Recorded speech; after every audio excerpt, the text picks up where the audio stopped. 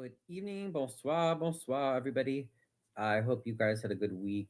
Um, it's been a good week for me. Very busy. Lots of working on old buildings, which I love. But physically, I am tired. And as you know, our mayor, even after firing almost half of all Harvey City staff, is still MIA. We've been having major fires. It's just been crazy, and we had no public city council meetings in November. We're supposed to have one tomorrow night, but as far as Alderwoman Chapman told us at the meeting that we had on this past Thursday that I broadcast live, she said she had gotten no agenda for the meeting tomorrow, so I'm guessing he's going to cancel the meeting tomorrow. And get this. You guys, this is crazy. I'm going to pull it up on Facebook to show you because you won't believe it. Hi, Snark and Sass. Thank you for joining. I appreciate all of you. Please, like, share, and subscribe to the channel. Please help me reach more people so we can get more people excited about getting involved in their community and making a difference. Because let me tell you, I hear the stories every day. Actually, someone from out of state just messaged me today on Facebook and said, do you recommend anything? Because where I live, the politicians are just, going after all these old buildings, and it seems like it's for money. And I was like, oh my God, it sounds just like Illinois. Forget what state, but I was glad that they reached out. So obviously, people are seeing the channel. They're seeing my Facebook. I hope it's making a difference. I know it is. Okay, I'm just looking. I want to pull up this post, you guys, because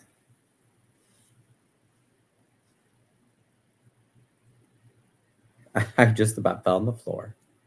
I just about fell on the floor.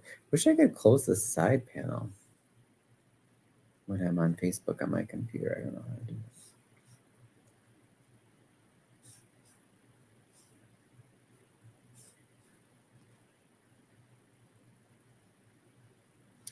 Oh, hey, Beth. Hey, are you staying warm? Oh my gosh. I was not ready for this cold and snow this early, you guys. So my birthday is this month too, but usually December is not that cold. The hardest thing for me right now is that it's just so darn dark. Can't wait till we get past the winter solstice. I know I shouldn't complain, I guess, but I like we have more light during the day.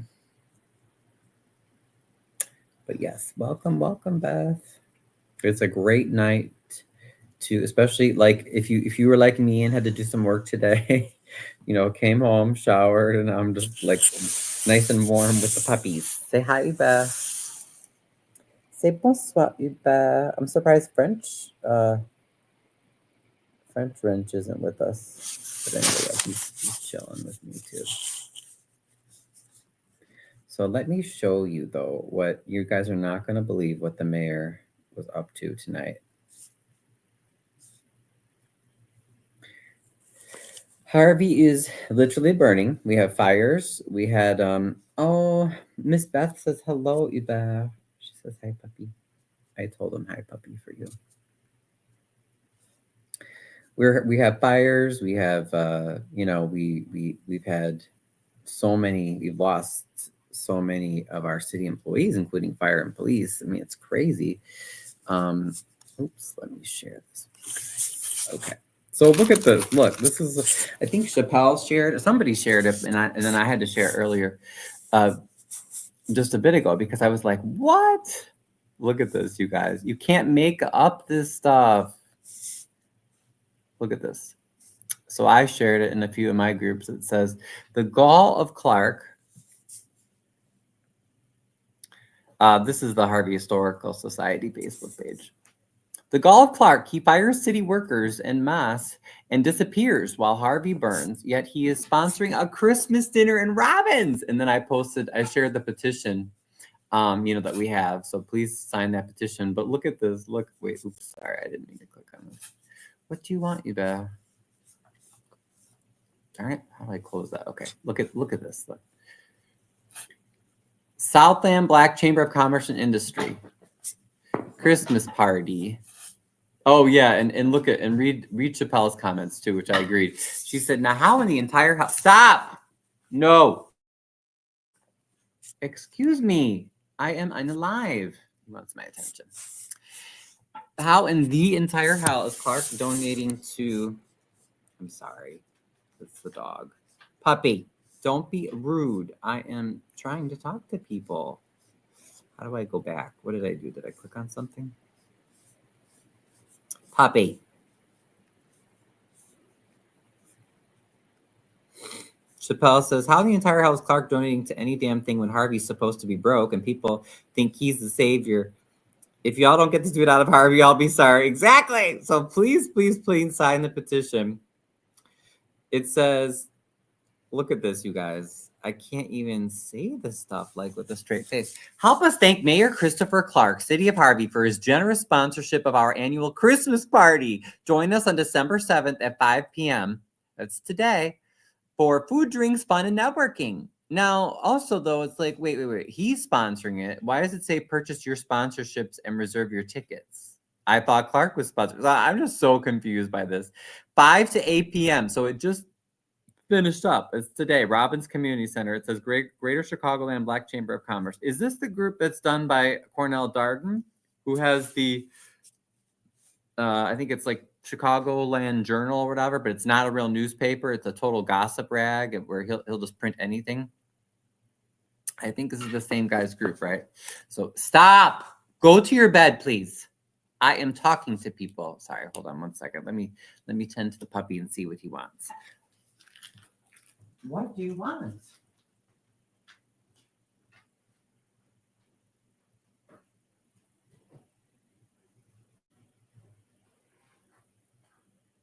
You hungry? Sit. Okay.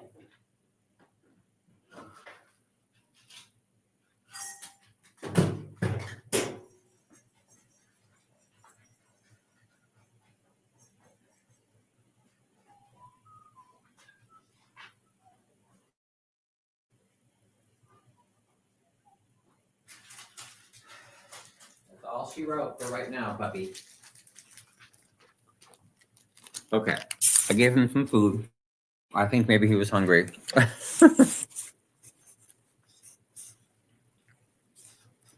So this just wrapped up, folks.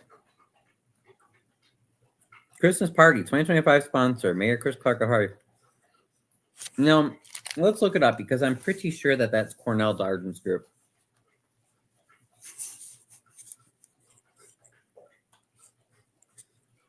Oh, okay, wait. Sorry, I'm looking at the comments, guys.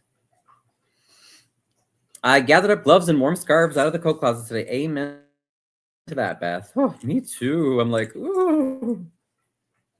Thank you, Beth. You signed the petition. Thank you. You know, I don't think any one magical thing is going to save Harvey or get Clark or the four aldermen to, do the right thing, for Clark to resign, et cetera, et cetera.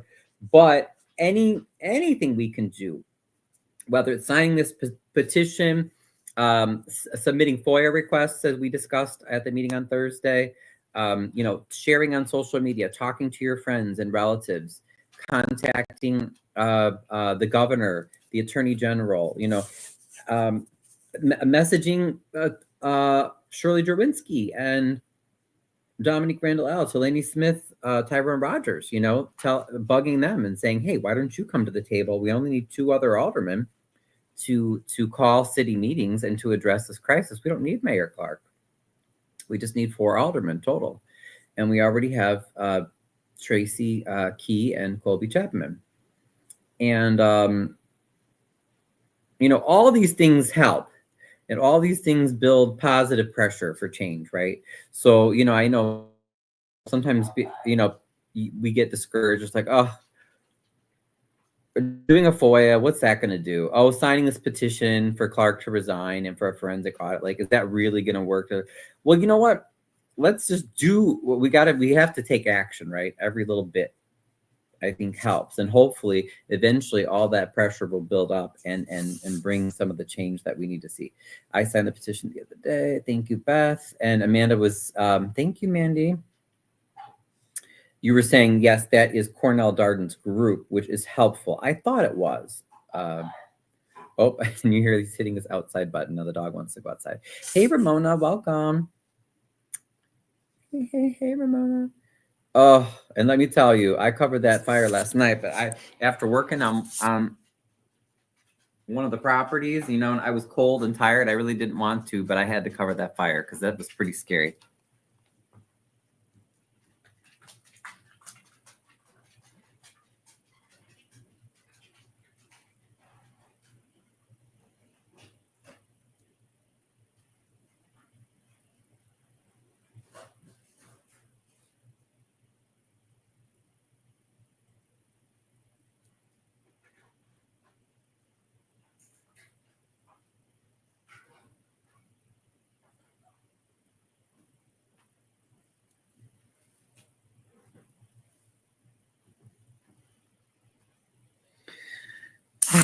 Okay, I fed him and let him outside, even though he was good before.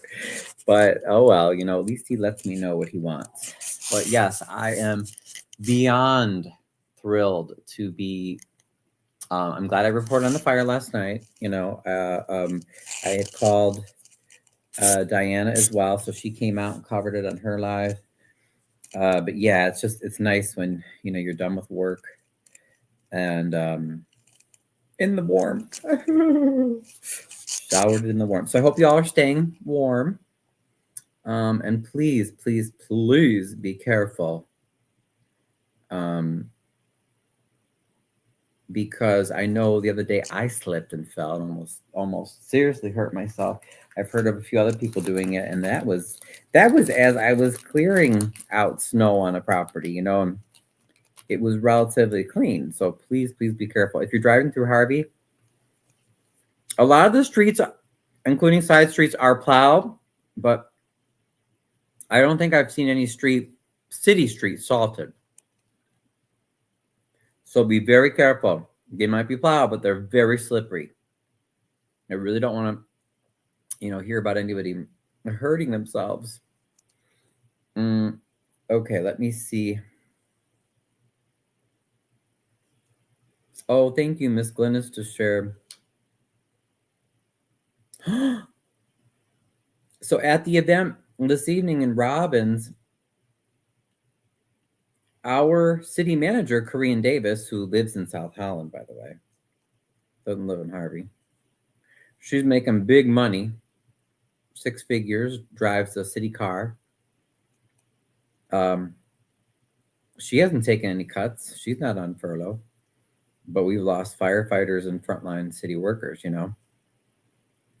They give her an award, City Manager of the Year tonight. Like, that is freaking ridiculous. I'm sorry, but that is...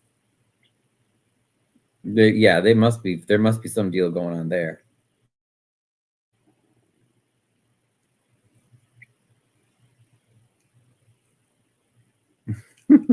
So that is bogus. Absolutely bogus, you guys. Not acceptable.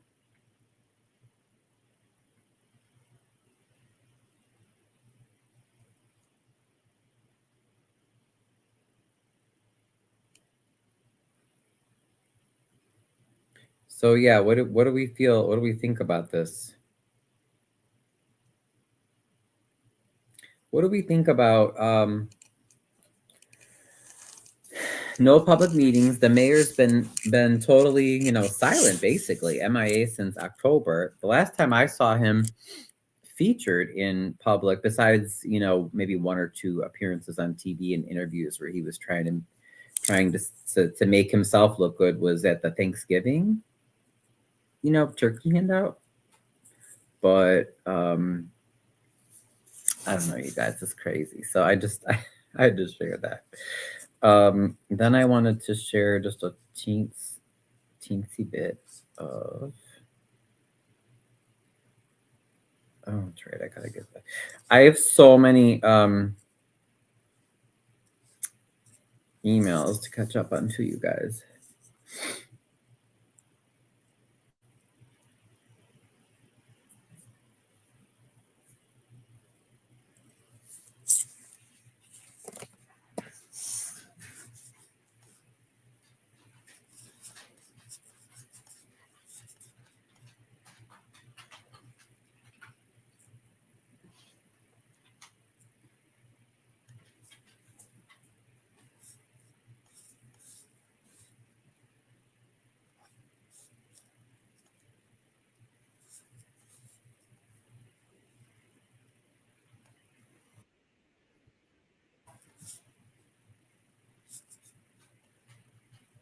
Oh, okay. Ramona has an opinion here.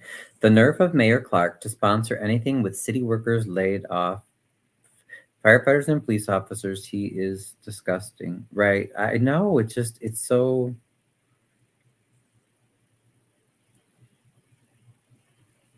Biba, what are you doing?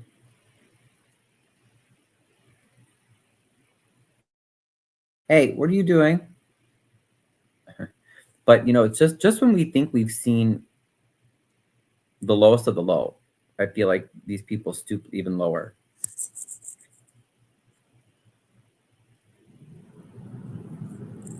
Okay. Sorry, give me 1 second.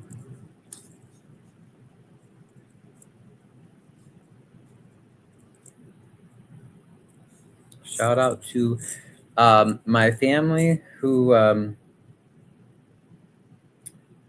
helped contribute to a new laptop for me as a gift. Thank you so much because my other laptop is about to die. Whew, thank God. So thank you.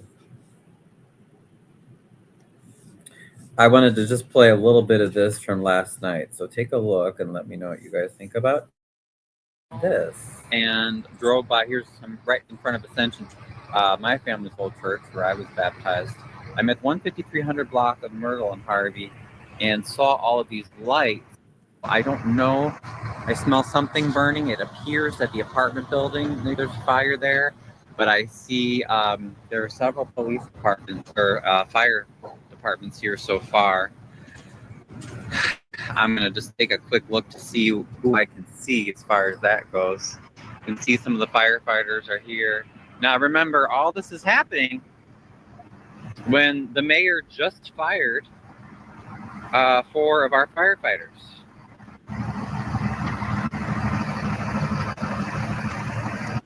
So here we have, hey Ramona. So here we have, I think, what was it? It just said Pete, no. Oh, here's Phoenix. Phoenix is here to assist. Thank you, Phoenix firefighters. Here's Harvey Fire pickup truck. Remember, we found out they're supposed to have a minimum of 7 firefighters on duty because Mayor Clark and his 4 allies on the city council have laid off so many of our firefighters.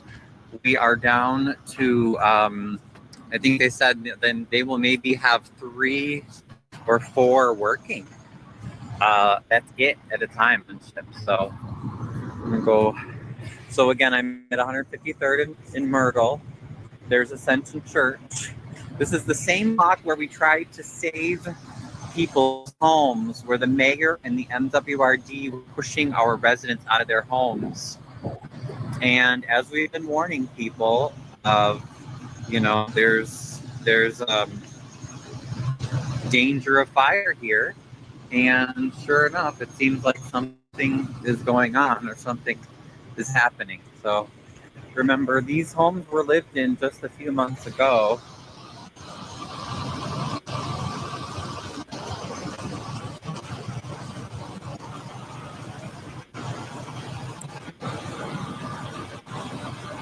Oh, I'm sorry. I guess it was a little grainy. But you can see the. So we have Posen. Thank you, Posen. There's the Harvey fire truck. Who's this? Who's this? Who are these guys right here? Whew, with those lights flashing, it's hard to see.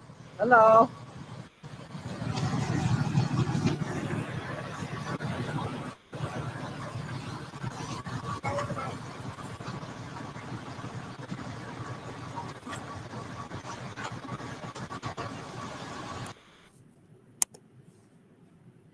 So I don't know if you guys. Oh, Ramona says, "Yeah, what a shame. This is so crazy." Yes. I don't know if you guys recognize. I apologize. I guess the reception was a little blurry last night. Sometimes I debate between, should I go live or should I just take the video and air it later, because depending on the reception at that time and in that area, sometimes the video is not the best quality. But I just wanted people to know, I guess, exactly when that fire was happening, because this is exactly what we've been warning people about for years. Because we've already had so many, we regularly have unsolved, mysterious fires that, sure, squatters start some of them, but not all of them. And that was before any of these layoffs. So, I mean, we're even in a worse situation now with, we were told recently at the Thursday meeting, one of the firefighters was telling us, normally they're supposed to have at least seven on shift, and really it should be 10 for each shift, but that Mayor Clark had, in his administration, had been pushing and badgering them for so long that they agreed they would accept, seven people on staff per shift. And now we have like maybe three or four. So like at this fire last night, there were 3 firefighters and then the chief. So, I mean, thanks to all those other, South Holland, Dalton, Riverdale, Posen, Mark, I'm sure I'm forgetting some. But, thank you to our neighbors for coming to help us. But that's crazy. Like, did you see, but Mayor Clark, he's the last few times he spoke with the media, he's like, oh yeah, it's a shame, but that's why we have mutual aid, basically. Well, they have their own towns and their own people to take care of. And then, as the firefighter explained to us on Thursday night, he said, let's say you got to respond to a fire, and we really, could use 3 more firefighters for that incident. He said, yeah, you get mutual aid through the MABIS. That's the system that they use, but it's only, like he said, maybe Dalton will send maybe one person and one truck. They're not gonna send 3 to make up for the men that are missing on our staff. You know what I mean? Like, they'll help, but they can't make up for these layoffs. Now, what several people brought up, I think Colby mentioned it as well on Thursday, and I agree. Why doesn't the mayor just lay off some of his highly paid staff that he doesn't need? He doesn't need all those, like, Korean Davis and Ramona Simpson and all these other people, or lay off some of these, or cut the pay of some of these overpaid department heads that really don't do the frontline work, and instead, of course, no, they've fired the frontline workers. And remember, this isn't a furlough or anything. Like, they're not paid and they don't get any benefits, so it's devastating to these families. Someone is purposely setting these fires. That is so dangerous. That's my fear as well. And I've been asking about that for years, particularly because I'm always trying to save these beautiful, beautiful, priceless old buildings. And also because, like, people need places to live. They want places to maybe have a local small business. And we have the properties, we have buildings, we have people that are willing to fix them up. And the city is always so secretive, and they'll only reward contracts or sell property to people who have, donated to Mayor Clark, or they have like some kind of connection, and that's just not right. Then I didn't cover it. Surprised I didn't hear it, but there was another fire this morning. Sorry, let me see if I can find that for you guys.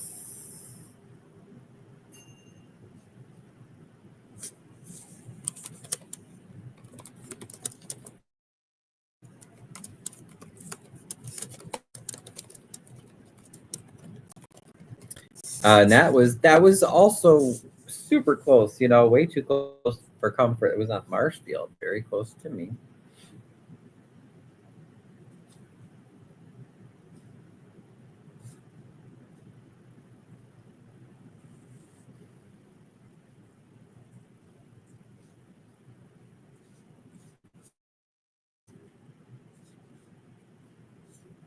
I'm just trying to look. Someone did share where there was one of the posts actually had a photo. I don't have it. There is a video though. Is the audio on? No. Okay, try now. Beth says, this is a dangerous situation with only 3 or 4 firefighters. Exactly. And as the Harvey firefighter on Thursday explained to some of us, I think what the mayor has not made clear is that not only is it dangerous for Harvey residents and Harvey firefighters, but that means that Harvey right now cannot honor its MABUS commitments. So Harvey as a city has an obligation to help other fire companies as well, right? Just as they assist us.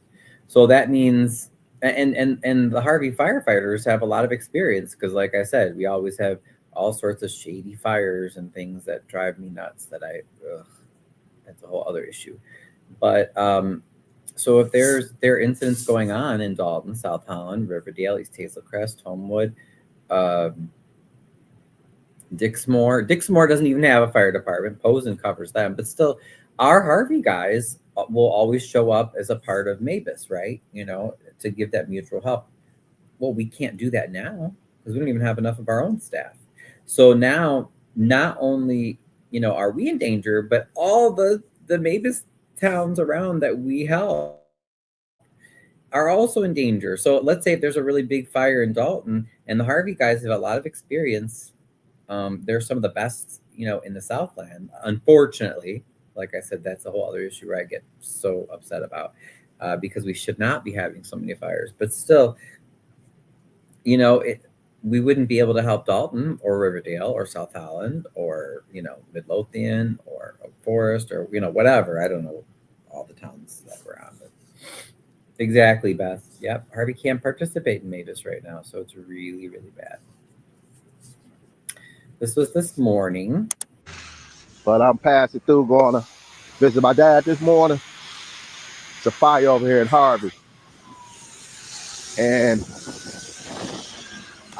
so if you're not sure where he's at, this is Marshfield and 154th Street. Got Phoenix, Dalton, Markham,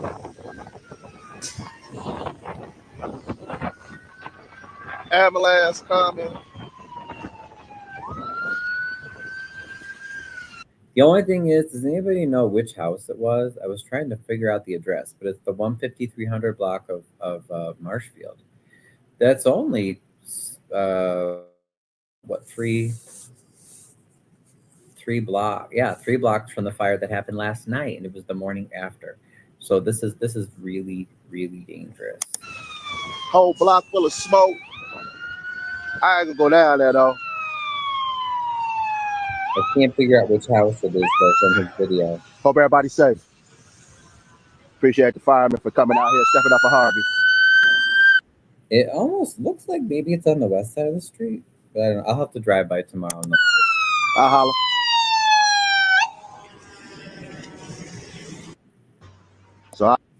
Okay, and let's thank. We'll like and we'll thank Marlon for sharing. Thank you for sharing. I just uncovered a fire last night 3 blocks from there on Myrtle. Who is starting all these fires? I don't know if I know Marlon, but let's check him out.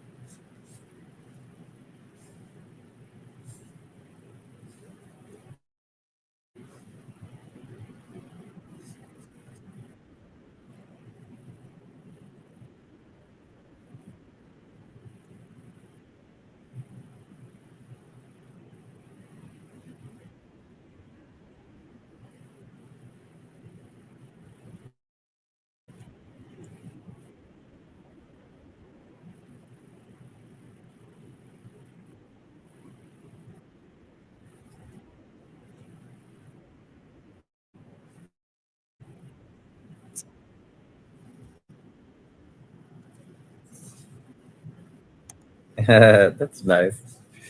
Oh, and I was just at visiting my grandmother, my dear 96-year-old grandmother, my aunt. The Bears just lost. I don't know if you guys saw that. So the Bears. So I wonder if Mr. Marlon here, does he live in Harvey? Does anybody know Marlon? Let's see.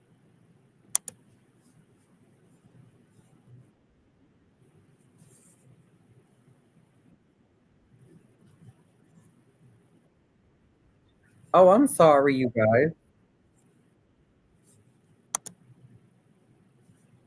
You have to tell me that I wasn't in the right tab. No one's telling me.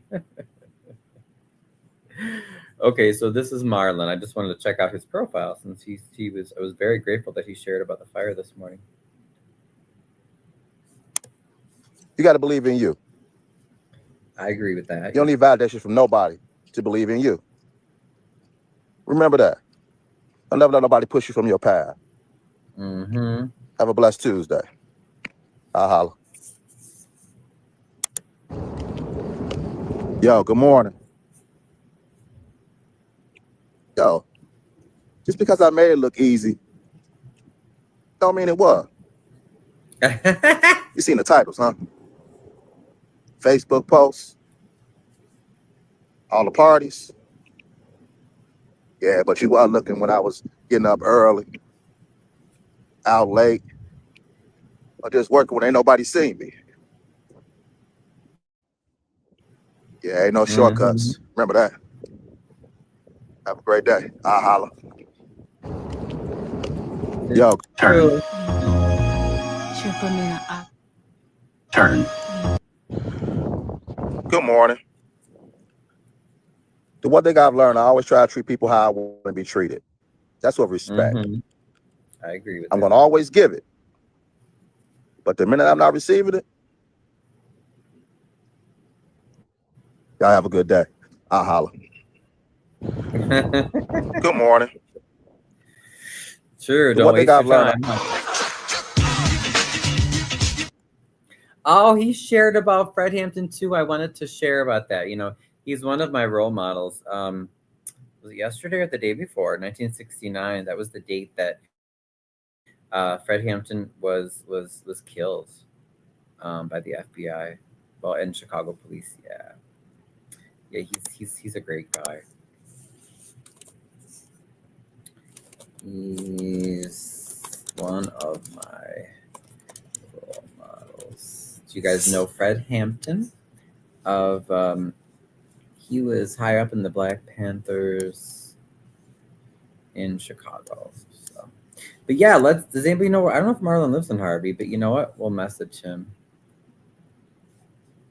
And I'll say thanks for sharing the fire video. I live in Harvey and cover local news, etc. You live in Harvey too? I'm guessing maybe he's in the area, but it's not his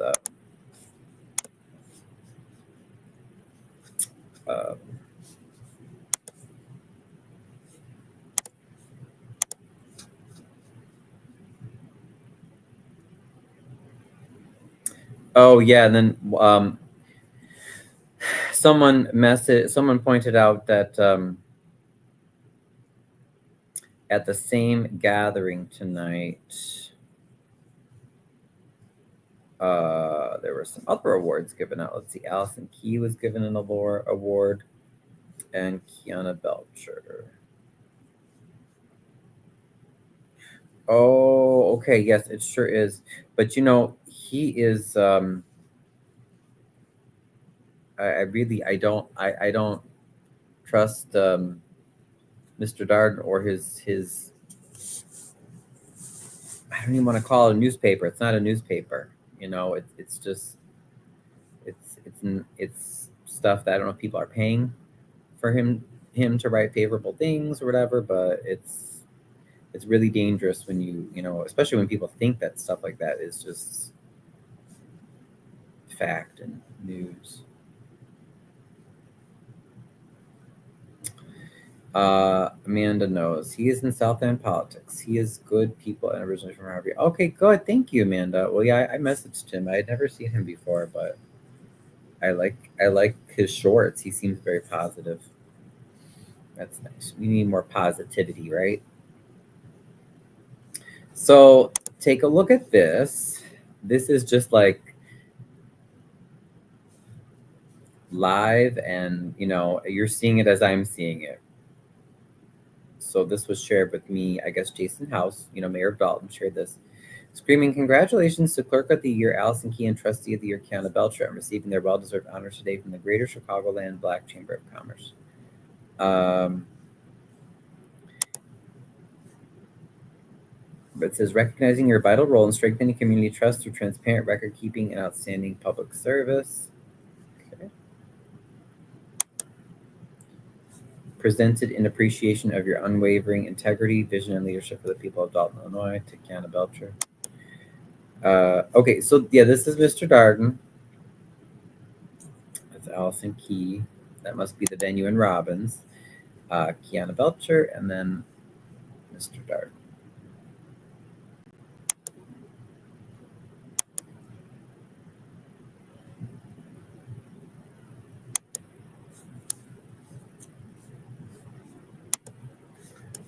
Yeah, I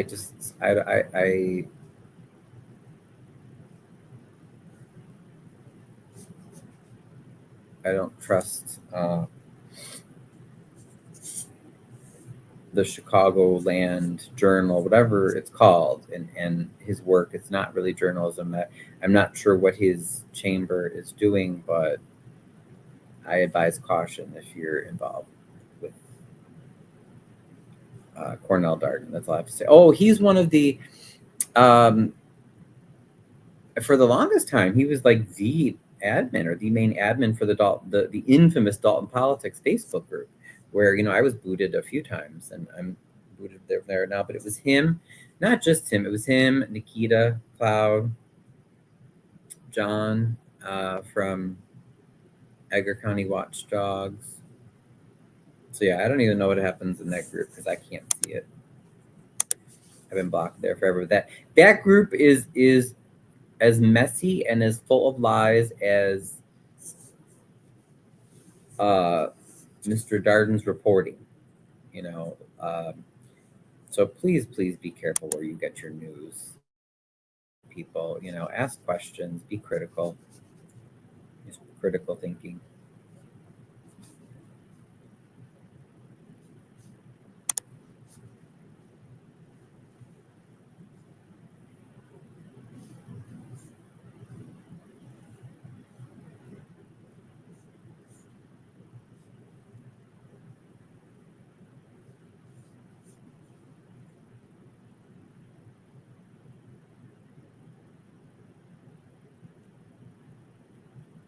I'm trying to. I don't want to forget what else has been going on this week. We had a great meeting with the alderwoman. Maybe I'll show you guys a little clip of that.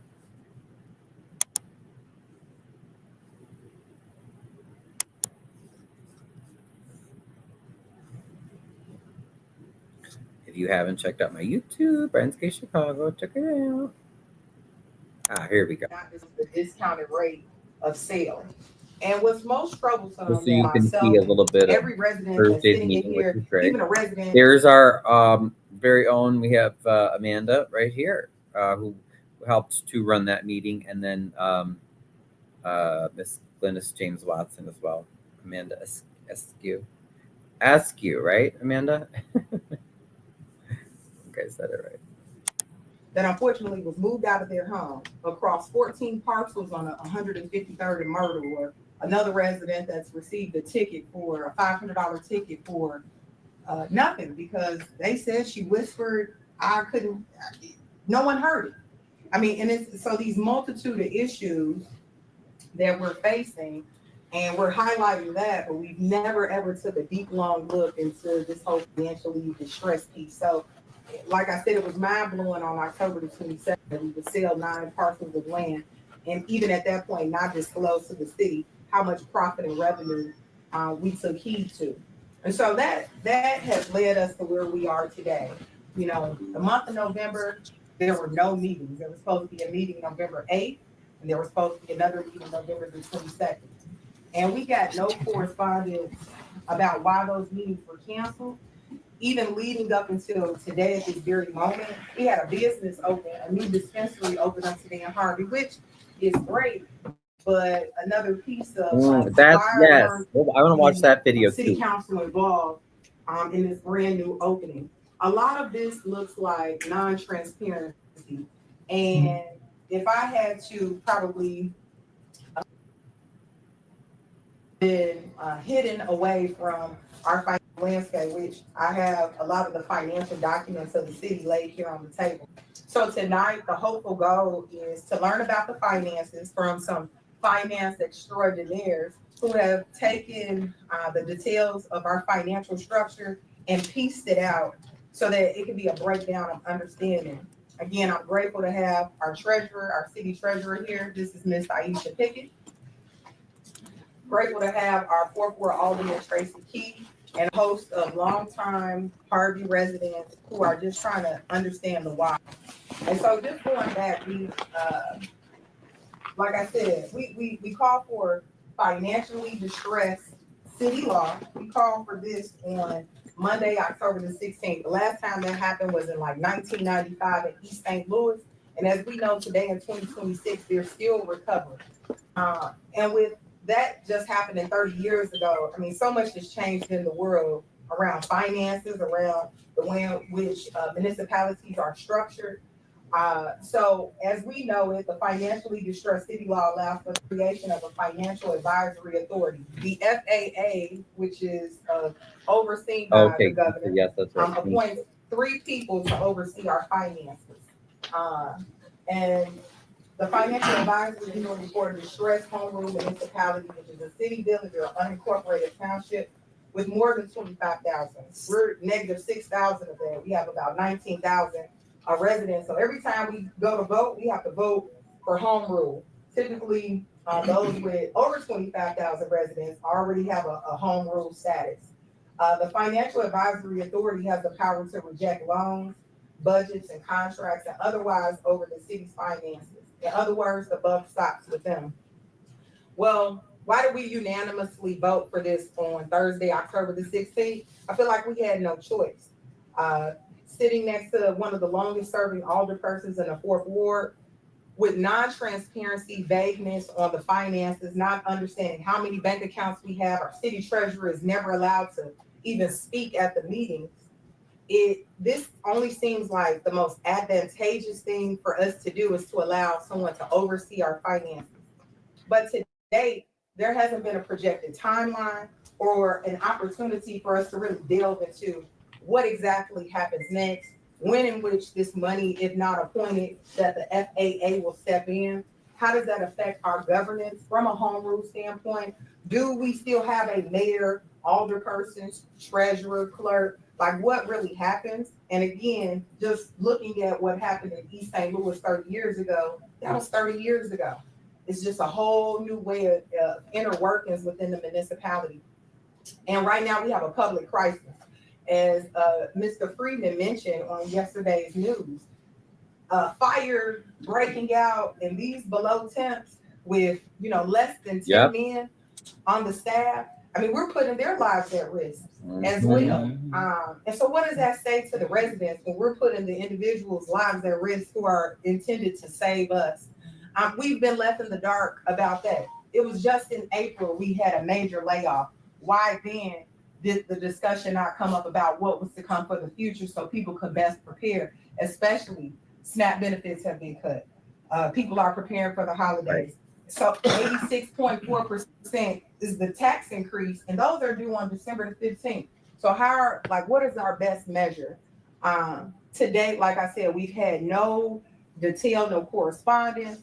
And so today is almost a demand to the city to step up, do something about our current state, be as bold as possible about correspondence, and allow the city to really thrive in transparency. Because at this point, the secret is out.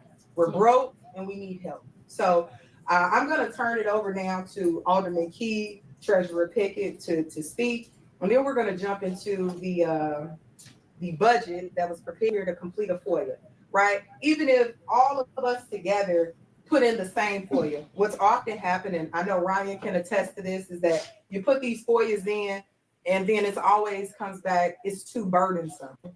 Well, if 10 people are putting in the same FOIA, I don't know how it will be considered burdensome if we all want to know the same information.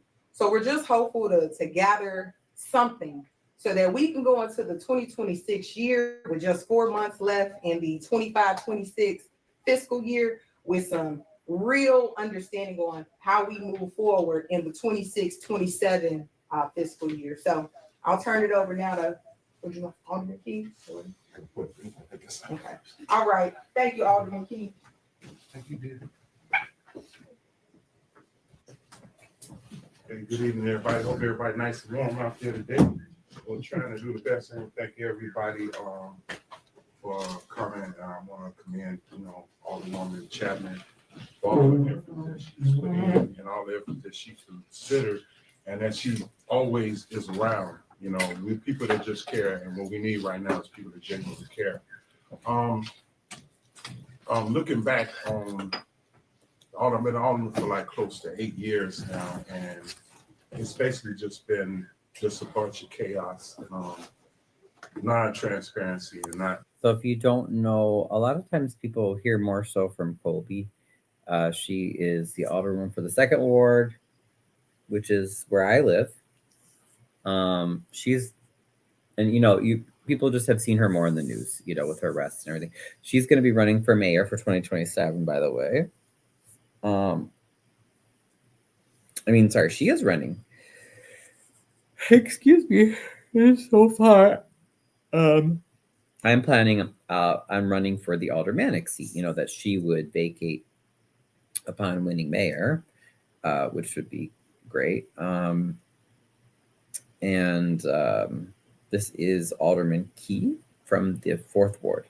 And he is the other alderman, besides Colby Chapman, who, has tried to speak up, ask questions about where the money's going, and also been shut down many, many times by Mayor Clark, and then the 4 alder yes men that vote with Mayor Clark. Working together, on doing things, and I'm the one always trying. I don't go along with everything, but I just go with the right way.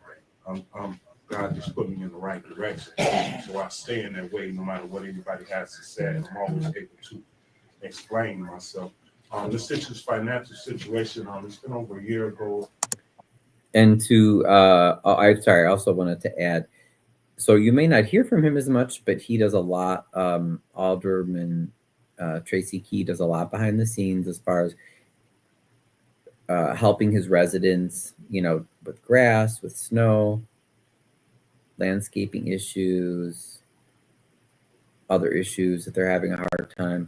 So, he may not always be the loudest voice, but, he really does care, and he helps people a lot behind the scenes, and he may never tell you that, but I think that's important to know, that he's doing that.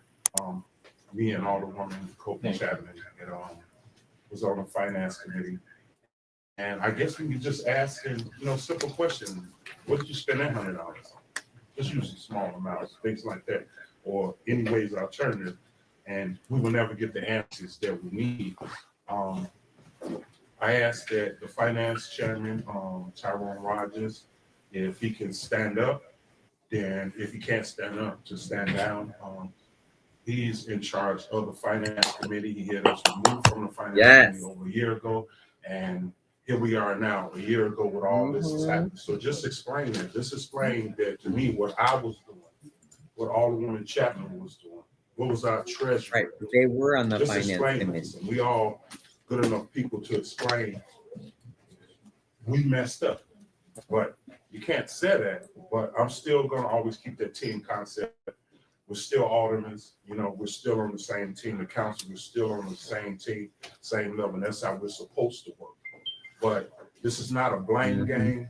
And what I feel is that if you're already in debt, you get the power. You should not spend excess of money if you already know. Just using a small example, if you have a $7,000 credit card and that somebody gives to you because you took over their credit, you already have $5,000 in debt. So if you only have $2,000, why are you steady spending over that $2,000 and more, and you don't even try to get the $5,000 deficit down? I don't understand how the concept is going, but we just try to get communication, with our people and let people know that we do genuinely care. We're concerned. We didn't think that it was going to happen like this on this automatic magnitude. If you get paid and you get your paycheck, you know how much money you make. And we know how much money you make. You compare that to your bills and then determine what you have left over. So you should know when you run out of money. So I don't understand why. Right, you should know in advance. Such a surprise. We're not trying to cause some trouble. We're just doing our job. Put it that way. It's just so hard to do your job, but we never stop being ourselves. And we just want to let the community know that we are trying, and it's like really up to us. This is our city. We have to take our city back. I don't know nobody higher up Tracy that I can talk to and be able to say, we're going to look into this. I don't know why this happening, how the concept is, but it's not being transparent enough. And that's from everybody higher on up. Everybody has to take accountability.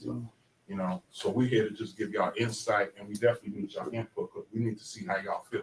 We need for y'all to see what we're out here fighting for, and for y'all to tell us, maybe you shouldn't do that, or maybe you should do it, and we're going to listen to it. Give us your input, and we can say, well, we can't do this, or we can't do that. That's a good leadership there.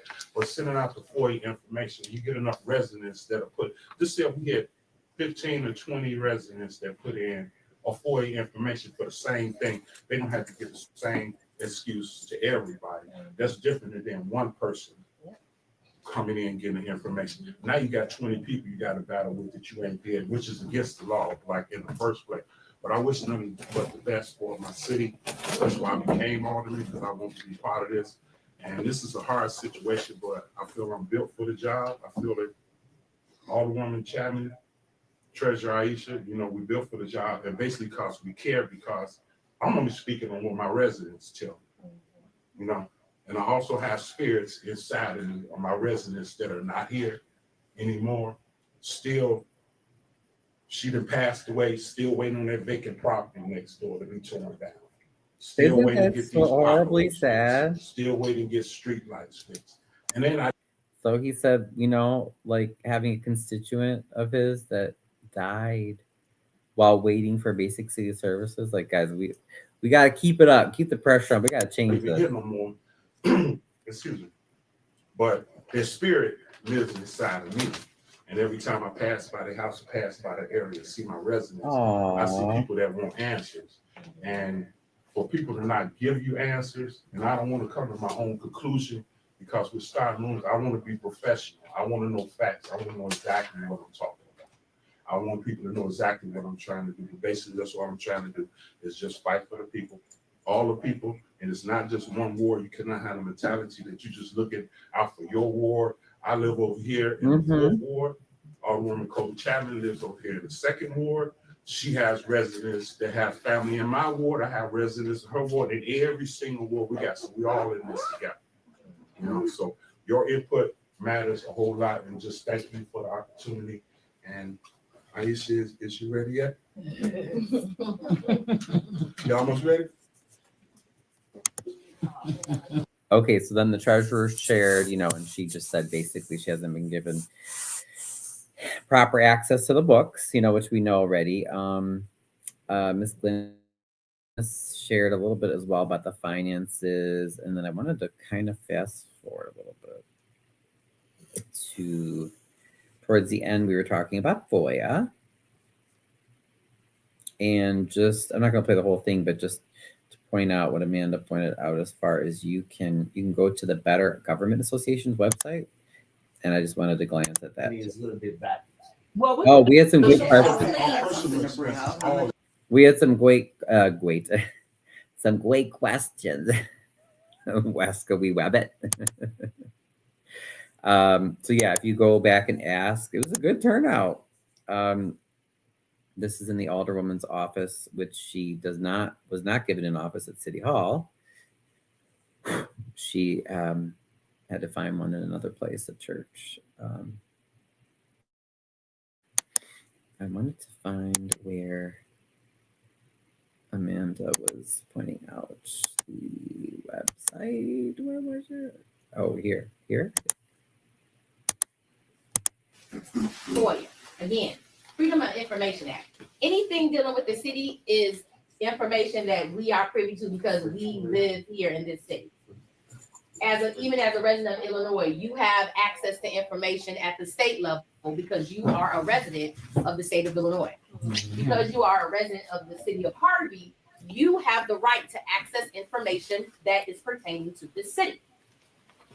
And they have the obligation to provide you with that information. Mm-hmm. Why is that important? The reason why it's important is this is how we hold government accountable. So when we talk about, you can go to city council meetings, we can do public comment, you can speak with your alderman, and those are amazing, great things as well. But this is also equally as important, is requesting information because they legally have to give it to you. Because again, right. Your driver's license, where you lay your head at night, is the city of Harvey. You have the right to understand where your money is going, what decisions are being made for this city. Okay. So what do we do with the FOIA? So right. And actually, I'll add to that. Anyone in the public, any member of the public, can FOIA, wherever there are FOIA laws. Each state has its own. Federal government, I believe, has its own set of FOIA laws. But if it's public information, anybody can FOIA. So even if you don't live in Harvey, you can still help FOIA. That's the point of the law, right? Which I agree with. Public information should be public. It can be reports, writings, letters, email, contracts, text messages, electronic records, data. Oh, it's right. All of those things can be FOIA, which is you can submit a request for that information from the city. What does that look like? What are some examples? Public employees, personnel, and disciplinary files. Police reports. Even if it's not your police report, you can still obtain it. Arrest report, payroll data, business license data, 311 requests, restaurant inspection. Who can FOIA? Everybody in this room? All of you all, because you are a resident of this city, you have the right to do that. Now again, Clerk's Department, Department of Public Works, Planning and Zoning, Police Department, legislative, executive, administrative bodies, even at the federal level as well. Now, FOIA. Now every city has a FOIA officer. It could be the clerk. Sometimes it's another employee. Sometimes. Okay, so if you guys want more details, go check. You can check out that live video that I took. So thank you, Amanda, for presenting on that. And I wanted to very quickly go to the BGA website just to give you an idea, because they should be a pretty good resource for that. BGA.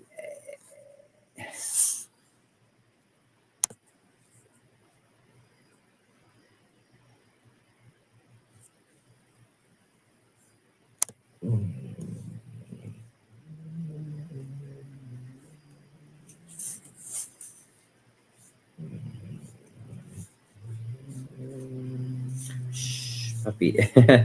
And if you hear some snoring, that is the dog snoring. Okay, how do we? Where did you find that page, Amanda? Might have to Google for it.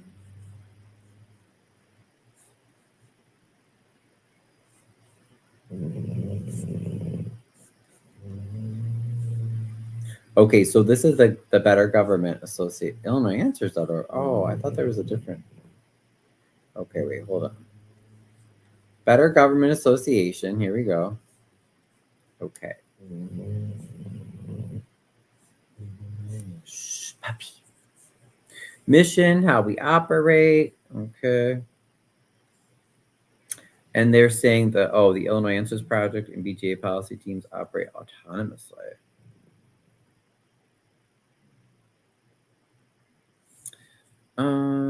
Where do we find? Okay, obviously this is probably not the right spot. So, BGA FOIA guidelines. Let's see if that comes up. Okay, here we go. Yes, I think this is the site that Amanda was using, right? Right, Andy? So if you go to, if you just Google, yeah, oh, see, nice. It has a whole bunch of information about FOIA. Yeah, no, I don't need what it is, how it works. So if you go to,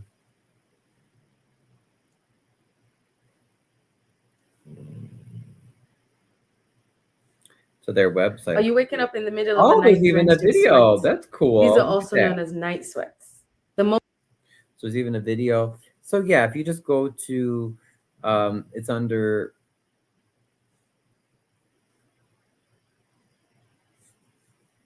bettergov.org, and then I see like there's a tab under OpenGov. There's some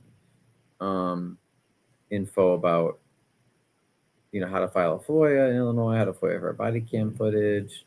Ooh, yeah, that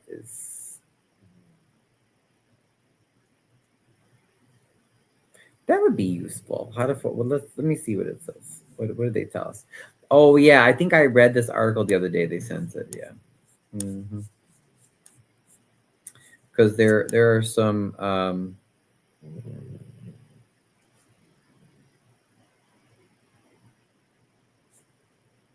there's some specific requirements for body cam stuff. So anyway, if you're interested, bettergov.org, you can check that out. Colby was encouraging people to do that. BetterGov. Oops.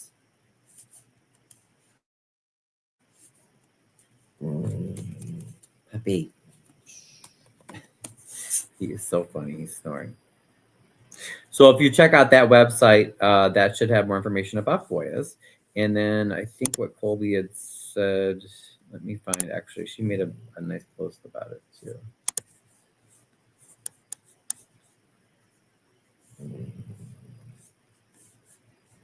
Oops, how do I go back and get, okay, there we go.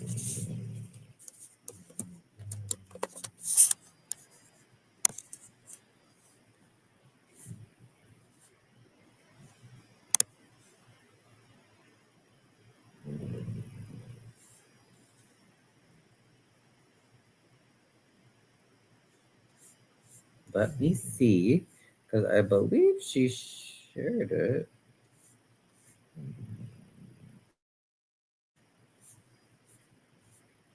Where was it? Oh, okay. Yes, I found it. Okay. So if you go to another great resource on Facebook is Second Ward and City of Harvey Facebook page. So Colby will post things there. So, all right. So there was a clip that I guess we were on the news again. I don't know if you guys saw that. Round of layoffs. At this point, the secret is out. We're broke and we need help. Harvey alderman hosting a forum for residents to voice their concerns about the city's current financial crisis. It's concerning that for years, that the few years I've been here, There has not been any financial transparency, and then come to find out, a month or two ago, we're financially distressed. $140 million in debt. In October, Harvey furloughed 40% of its workforce. At the time, a total of 69 employees, including 24 members of the police department and 20 from the fire department. On Thursday, the mayor's office announced 8 additional layoffs, including 4 more firefighters. It is the stance of the union that this could have potentially dire consequences for the citizens. Having the manpower as low as it is now, significantly below the agreement between the union and the city, means that it's much more dangerous for the men who do the job, and it's obviously much more dangerous for the citizens. For only the second time in state history, the municipality has declared itself a financially distressed city. Harvey has lost 40% of its population. Remember, that was at the meeting in October. In the last 25 years, resulting in vacant businesses and homes.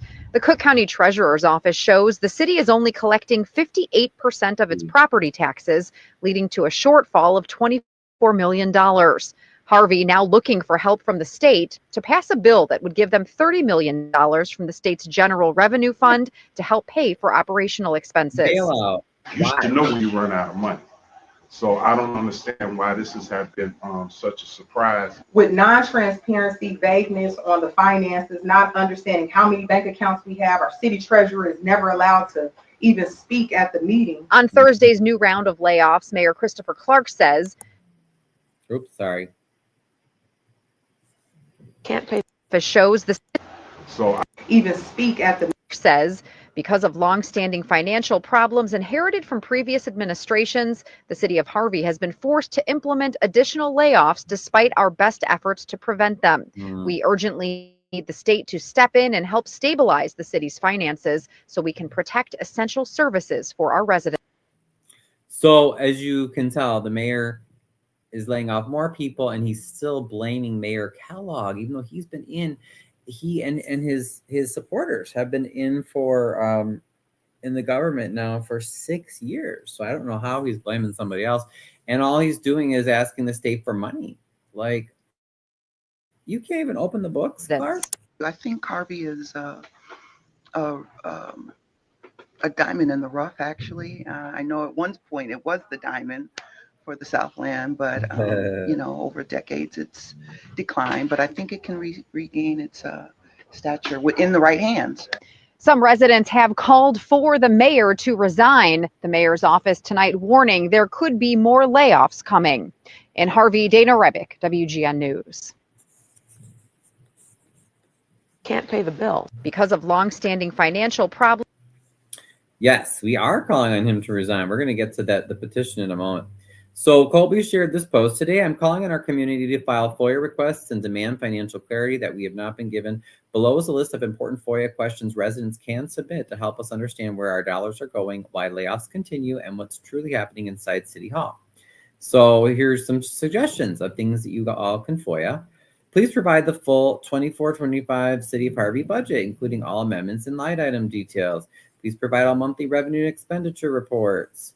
Provide the City of Harvey's current general fund balance, cash on hand amounts for major municipal funds.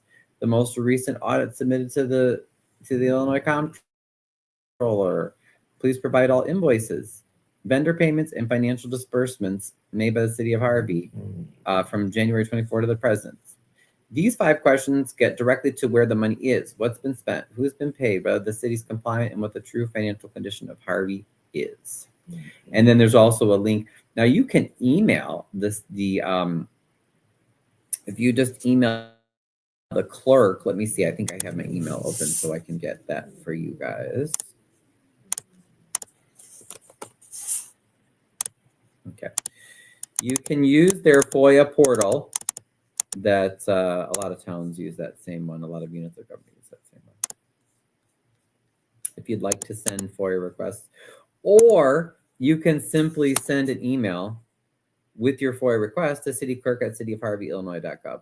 So again, we want to give people ways, options, that they can, things that they can do, so that you can take action, right? Instead of complaining or just having pity on Harvey or being upset. Like, we want to actually be able to do something. So, so yeah, so that you can do that. Or if you click like on this link here, I'll show you kind of what, let's see.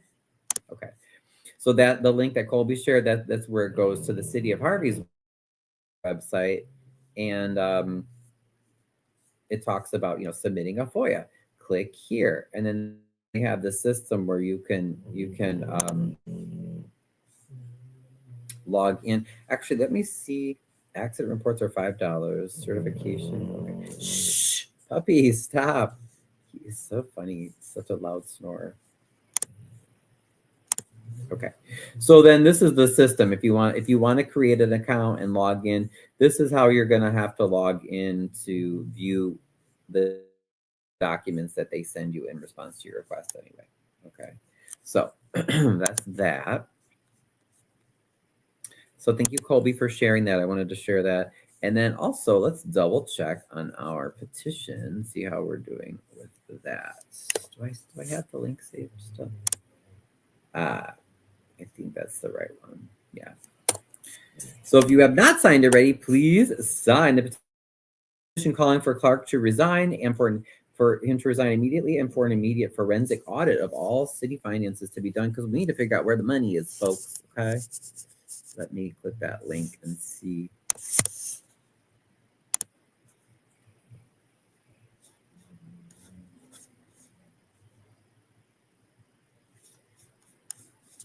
Okay, so if you go to that link, it will open this up and see you have the petition.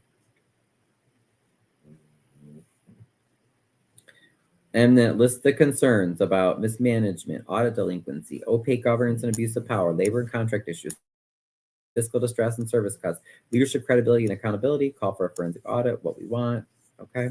So, and as stated before when I covered this, you can choose if you, for whatever reason, you're afraid of retribution, losing your job, getting harassed by Harvey police. If you want to keep your name private, you just, you can check, select that box, or say, yes, hey, I don't care, I'll put my name out there publicly. So that is up to you. That's why I wanted to do it as a Google Forms format.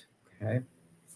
And then let me take a quick look to see what number we're at. I know I was saying I shared this week to say, let's get to 50. I think we're almost there. Oh, we're at 49. Okay, so we're at 49 responses, guys. So please sign and share that petition. No, there's no magic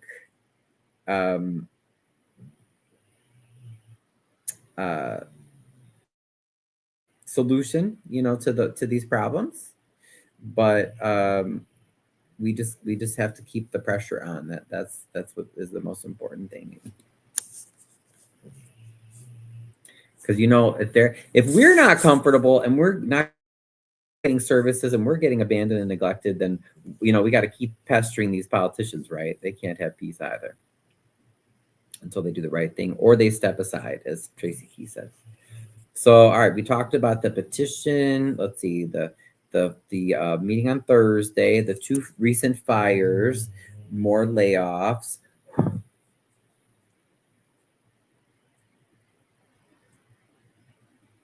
Anything that I forgot to mention, especially since I know a few of you that are on, you probably know of stuff that's happened this past week too.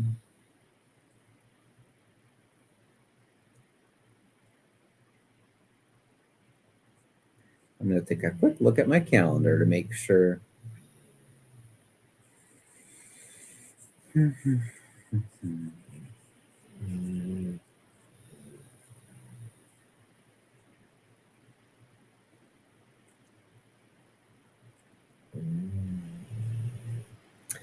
Tomorrow, we're supposed to have a city council meeting, but I'm guessing it's the mayor's probably going to cancel like he did the past month, which is horrible, but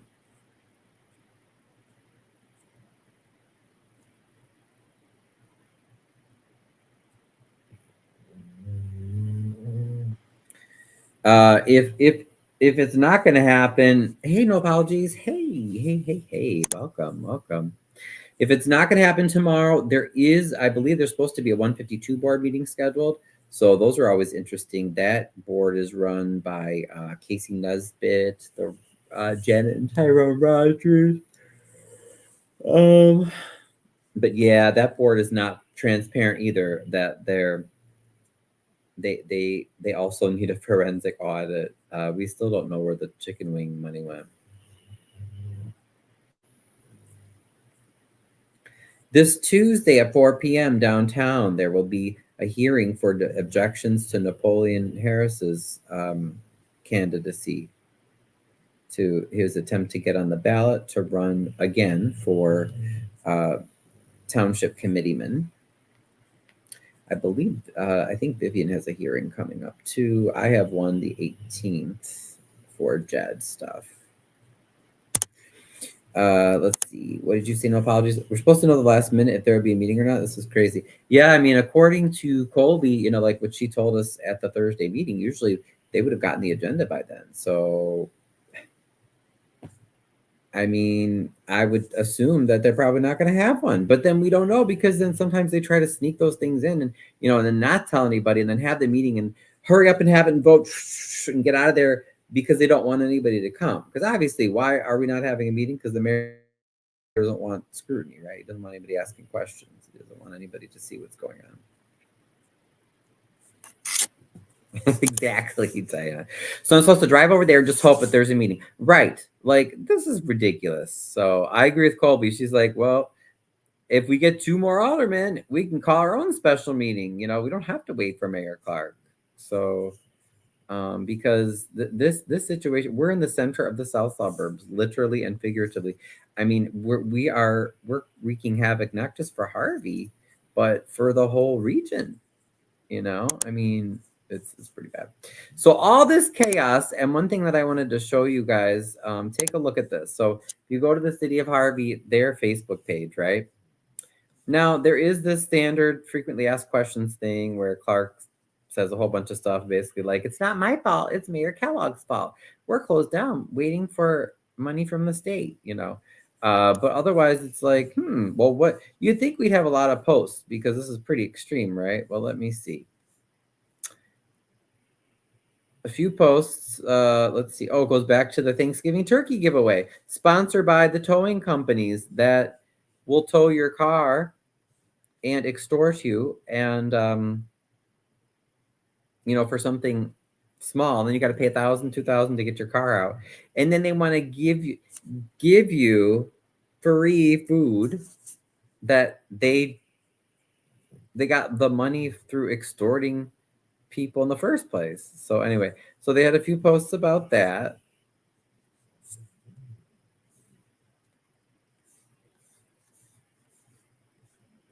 Oh, then I remember when I did the post and complained about how horrible the service was, and the line has been out the building for people to pay their water bills. So of course they saw that and they saw people's complaints, and then they're not fixing the problem, but they just said, oh, you can pay online at the Dropbox. I don't want to leave a freaking check in a box where I don't know where it's gonna go. First of all, I don't use paper checks, and a lot of people don't. Second of all, I'm not using your online bill payment. I don't want to give my information to the City of Harvey. No one should be expected to want to do that. We should have workers. Fire Korean Davis, the overpaid city administrator. Fire Ramona Simpson, the overpaid and unnecessary chief of staff, or whatever she's called. Fire all those cops and security and everything else that Clark always has around him. And then rehire our frontline workers. This was the turkey. This is the last time that I've seen Clark pictured, in Harvey doing anything of significance. He came for a photo op for the turkeys. Look at that fake ass smile. It reminds me of Tiffany. Remember Tiffany would do this stuff too. Like, look at me. Here's Ramona right here. She gets paid way too much. And what does she do? Let's see. Is Korean in the photo? There's a police chief.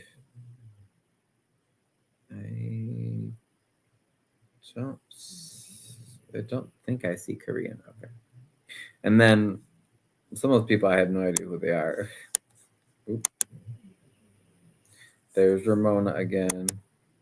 So, you know, just photo ops to make it look like they're doing things, but they're really screwing the city over.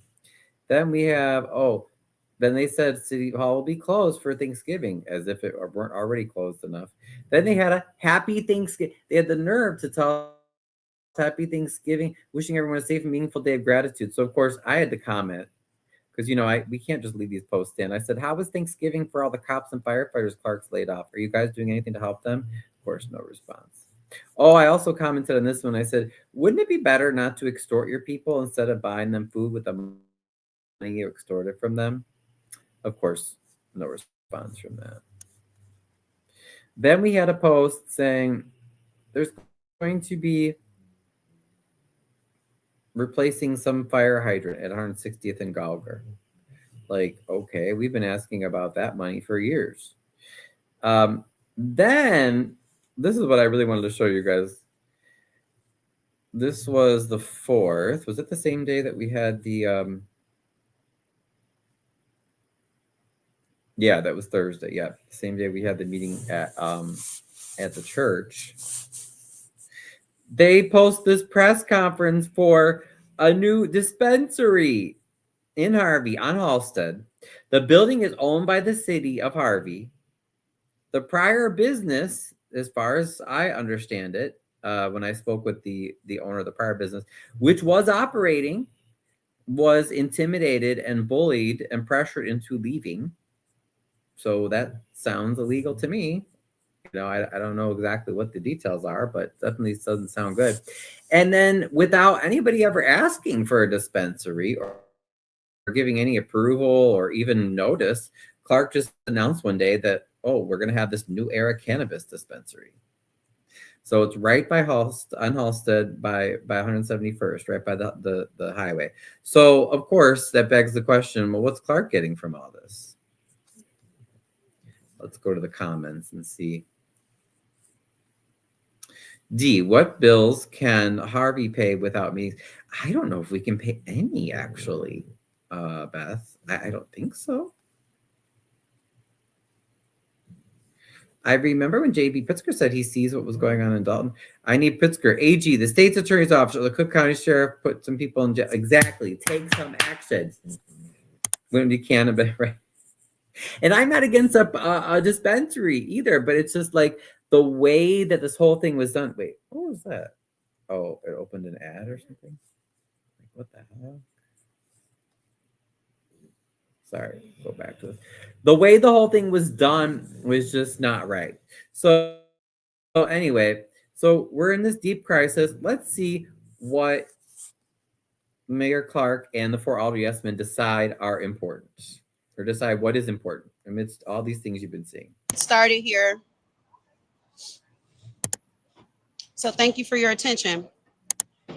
Good morning, everyone. Thank you for being here. I am Corinne Davis. I'm the city administrator for the city of Harvey. I'm here speaking on behalf of Mayor Christopher J. Clark, who couldn't be here today.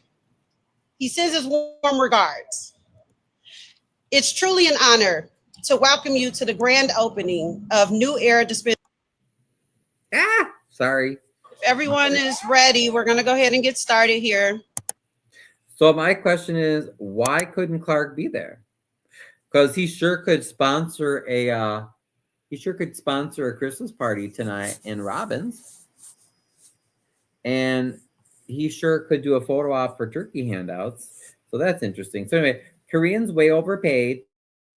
She doesn't live here. She lives in South Holland, next door to Harvey.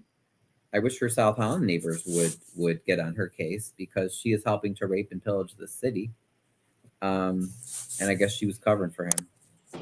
Good morning, everyone who couldn't be here. An honor to welcome you to the grand opening of New Era Dispensary right here in the city of Harvey. Now, look, when I say new era, it really means a new era for Harvey, because if you know our city, you know we've had our fair share of challenges, especially with tax collections. Yeah. For years, collecting taxes in Harvey has felt like trying to catch smoke with your hands. No, girl, we ain't had the problem with the tax collecting. We had the problem with you and other people that are there taking money and resources away from our town while profiting basically off of us while giving the town nothing. And not that smoke. So when businesses come in, open their doors and create jobs, it actually pays taxes on time. You better believe we get excited. And that deserves a big round of applause.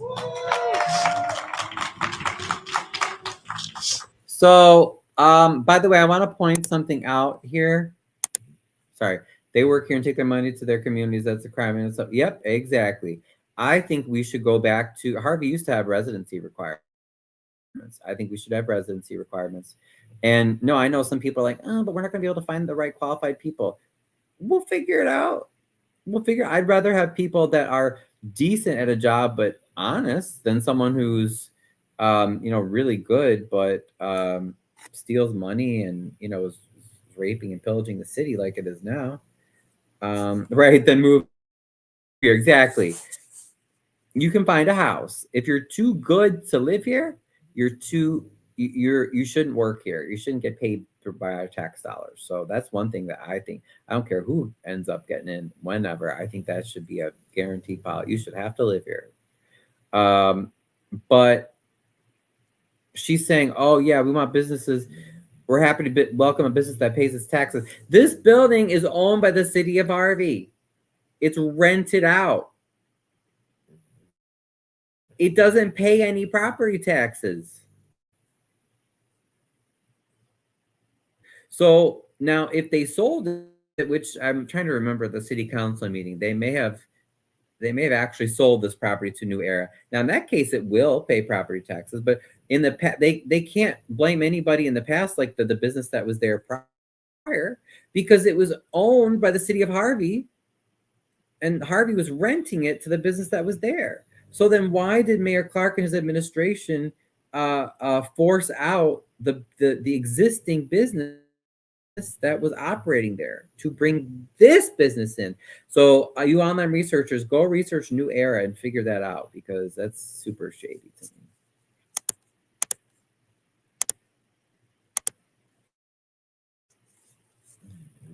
New Era isn't just a cutting a ribbon.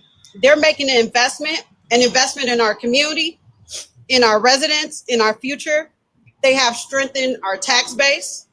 They've stabilized services and showing everyone that Harvey is a place where good businesses can grow and succeed. To Mayor Clark, thank you for your vision and your leadership.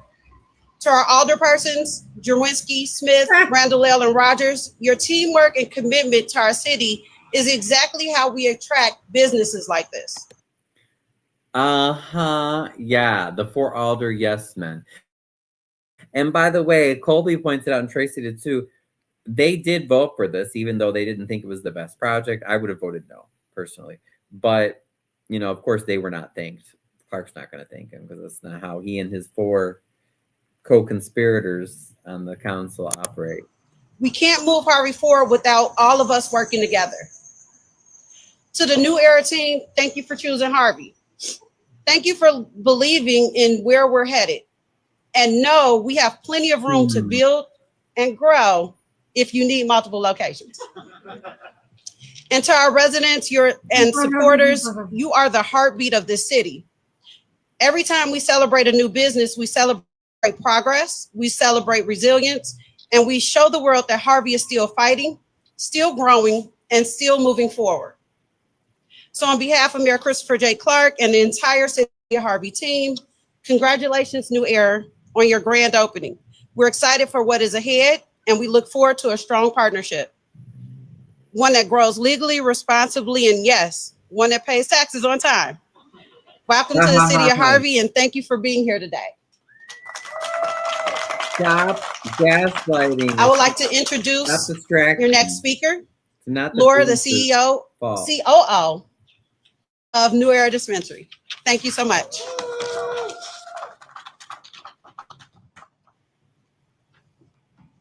All right, can you all hear me? Hi, thanks so much, Corinne. It was about 1.5 years ago, I was in Springfield as part of my work with the Cannabis Business Association, just doing some lobbying. And I met a lobbyist and we were chatting like one does. We had some, still a couple of licenses we wanted to locate. And we were always interested in the southern suburbs. I think the southern suburbs have been underserved by cannabis dispensaries in general. We thought it was an interesting area to move into. We've been looking around, trying to find the right spot. And he said to me, have you considered Harvey? And I said, you know, I'm pretty new to Chicago. I don't know Harvey very well, but I'd love to take a look. And he introduced me to Korean. And I have, in the process of placing these 9 dispensaries, this is now our 9th, I've talked to a lot of cities. I've talked to a lot of people that work in City Hall, a lot of older people, a lot of mayors, and I've gone through a lot of different zoning processes. And it is very rare to have a city be as welcoming, as proactive, and as ready for business as Harvey has been from day one. Now we know that's a lie, so she must be in on this, because the city of Harvey is not welcoming to businesses, and they're horrible to work with. And I know, because I do real estate, I work with a lot of investors and people who are business owners, and they always complain about how difficult Harvey is. The city makes it lots of fees, lots of inspections, everything takes forever. Sometimes they just don't get back to you. Harvey's gone from Diana had said that was a mechanic shop that moved to Blue Island. I think they have both locations open, but then the Harvey one closed, you know, as Clark kept harassing them, but I don't know. I'll have to reach out to that guy again. Harvey's gone from strip clubs to liquor stores and cannabis shops. Yeah, I mean, you know, at least under Kellogg, he was corrupt too, but like Harvey was a destination for nightlife, you know. So I mean, we were making money and generating tax revenue with the the clubs and stuff. But then Clark shut those down in 2019, and okay, so this business is opening, but I don't expect Harvey to profit from this. I'm saying, what's Clark and his buddies getting? Southtown doesn't have liquor store or cannabis shop. No. Is she an attorney? I think they said she was one of the owners or with the company.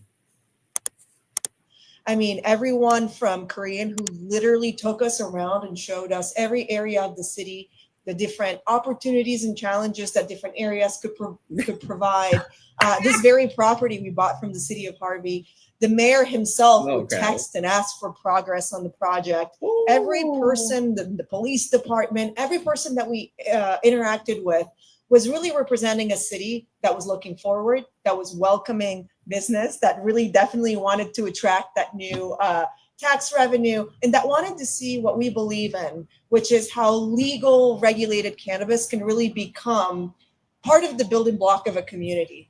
And so when you stand here in this corner today and you look around and you can see progress and you can see growth. I mean, I remember what this building looked like when we started working on it. We literally asked ourselves, can we even fix this up? Do we need to knock it down, start over? And to have something that feels completely new and exciting, and it has, you know, beautiful art by local artists and is ready to welcome the local community so they can have access to safe and legal cannabis.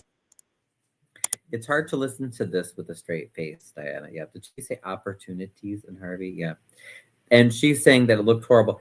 There was a legit business that operated and made money. I mean, I never went inside the building. I don't think it was necessarily super fancy, but I mean, I remember from the outside, you know, everything was clean and it appeared like it was well cared for. So I don't know why she's trying to say it looked horrible or something. No, Clark just wanted these people to come in. It's really exciting, and it's exciting to see across the street that there's another project going up, and then across the other street you have like a casino that's bringing in new visitors and hotels and like revenue. The project across the street is South Holland, and that we would have had Ricky Rockets, a big truck stop and car wash and stuff. But when Kellogg was mayor and Clark and Drewinski were aldermen, they all got together to stop voting on anything that, you know, would be any sort of positive project for Harvey. So we lost out on that project. It was constructed in Midlothian. And now this is South Holland's project that we're not getting anything from that. The casino, again, that's in Homewood and East Hazel Crest. That's not in Harvey. And excitement and growth to this area that needs it so sorely. And so I feel really proud when I look at this, when I look at the staff that's getting ready to start running this and the way that our team has worked together to get it going. And I'm just so proud and excited to bring this new era of cannabis to Harvey. We look forward to doing business here for many, many years. And we hope that not just through tax revenue, but through all of the initiatives that we'd like to engage in when we start operating in a community, from our fundraisers for breast cancer, for our support to veterans, to our support to different local community. And each one of our stores are very employees, and our customers will bring to us different type of local initiatives we can support and participate in. We look forward to making that happen here at Harvey as well. We are excited to be here and excited to bring this new era of cannabis. So thank you all, and tell everybody, bring your friends, bring your family, and yeah, thank you.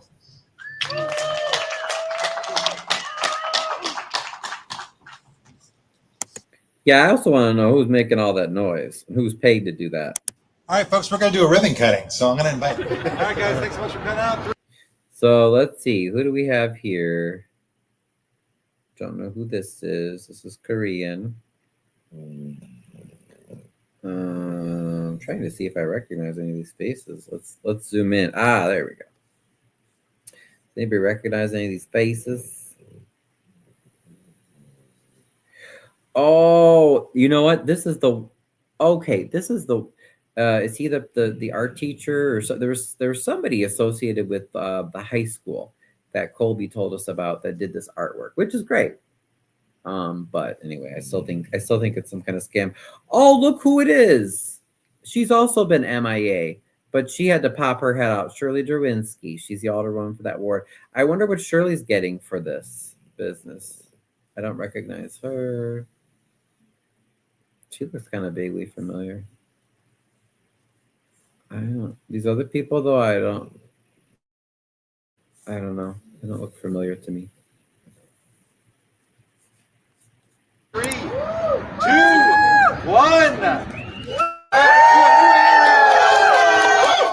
If everyone is ready, we're going to go ahead and get started here.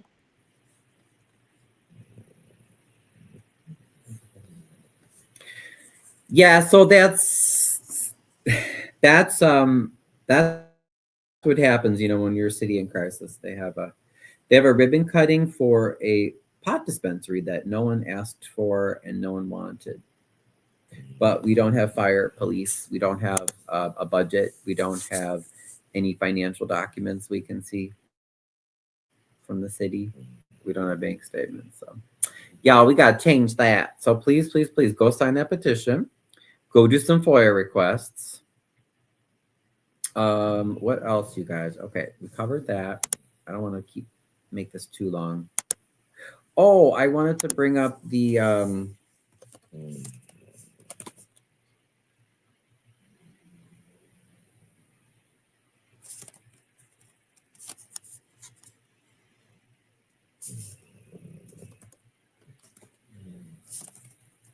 Napoleon's hearing. They had a hearing for his objections this past week. Let me see where that would be. Entry right here in the city of Harvey. Would that be? Now, look, when I say new era. Oh, and also look. Oh, I forgot. This was my public comment for that. I'm sorry, my comment on the post. I said, wow, fire almost half of city workers go into hiding and blame the past mayor. What's the next thing Clark and the 4 Aldermen want to do? Open a dispensary, of course. This is on a property where the city forced out an existing local business to bring in Clark's pot cronies. Can you guess where the pot tax money is going to go? My guess is Shirley Derwinski and Chris Clark will get first dibs since this is in her ward, and Alderwoman Derwinski has been AWOL along with her BFF, the mayor. Hold on, let me see. Oh, somebody liked it. Sheila liked it.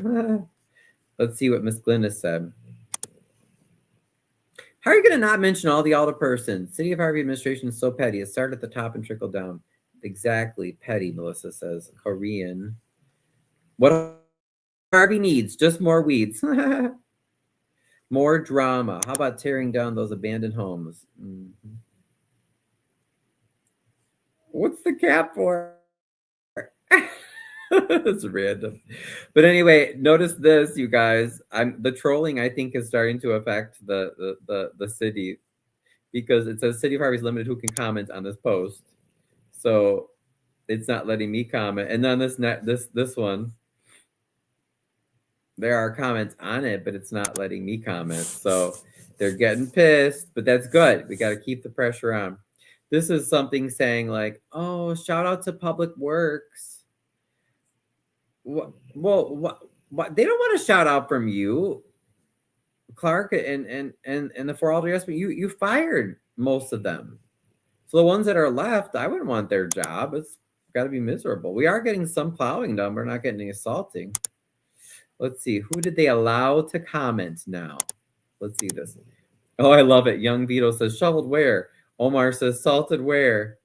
Give him a raise. Yeah. Or how about hire him back? And Bonnie gives him applause. Yeah, I mean, I thank the workers. I'm not mad at the workers, but Clark and his buddies, they need to go, you guys. They need to go. Let's see.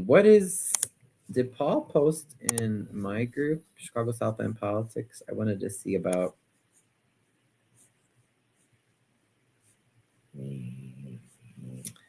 the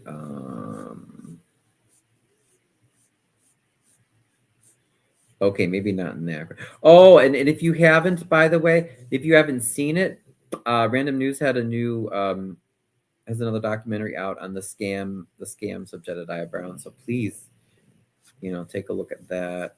Okay, I don't think it's in this group. I think it's in the Thornton Township group that he shared it.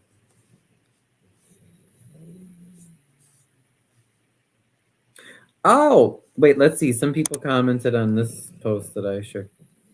The sad part, he'll probably get reelected. Additionally, he could have been sponsoring using campaign funds or his own funds. Either way, I put money on him getting reelected. Nope.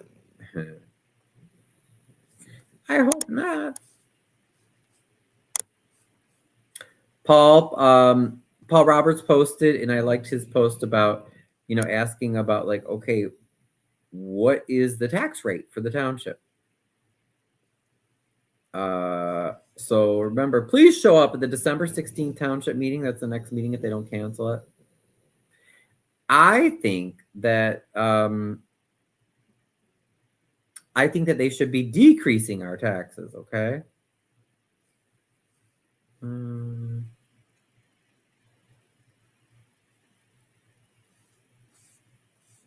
But no, there was another. Oh, I commented on this, you guys, because look, you're invited to Senior Services Financial Workshop. So I said, wait. So a board that hides its finances and attacks people who ask questions about money is going to teach us about how to handle money? You can't make this stuff up. And I tagged a few people. Let's see what Beth said. Correct. Curtis liked it. I mean, you guys, we can't make this stuff up. It's so crazy. We cannot make this stuff up. Oh, and I didn't get to watch this yet, but A Tale of Two Tax Levies, Lansing's Public Process versus Thornton Township's Silence. That looks like a very good report. Where was the one that Paul shared?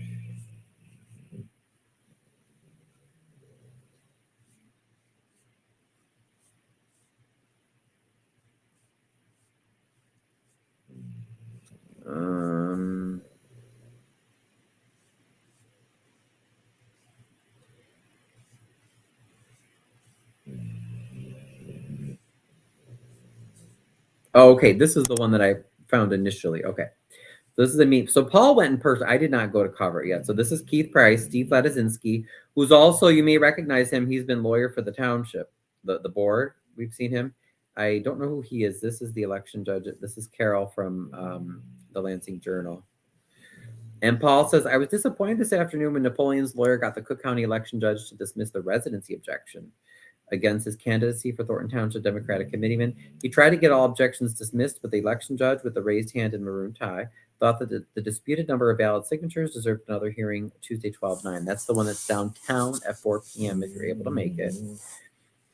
I was happy to see that they gave Carol from the Lansing Journal a seat near the table so she could hear everything. There were 14 people in the room, but only Keith Price, Steve Ledezinski, and that election judge spoke. So I'm glad whoever was able to attend. I wasn't able to go. But I wanted to see. Paul had some excellent comments and insight. He was saying the reason Napoleon's attorney was able to get the residency objection dismissed is because the written objection submitted did not cite any specific evidence. The attorney said without any names or specific allegations, there was nothing he needed to refute. And then Paul was saying, you know, he was hoping for something different, but it just seems like as long as you get a big money attorney or the right attorney, they'll let you do whatever you want, right? And now this is interesting. Scott had said what's strange about that is this was not an evidentiary hearing. If he was challenged that he's not a resident of Thornton Township, why would he need anything until the evidence needed to be presented? Right. And then usually they'll share the evidence during discovery before the hearing. So that seems weird. But he had said, oh, maybe he deleted the comment. He said Napoleon doesn't own the supposed townhouse where he says he lives in Harvey. I was like, what?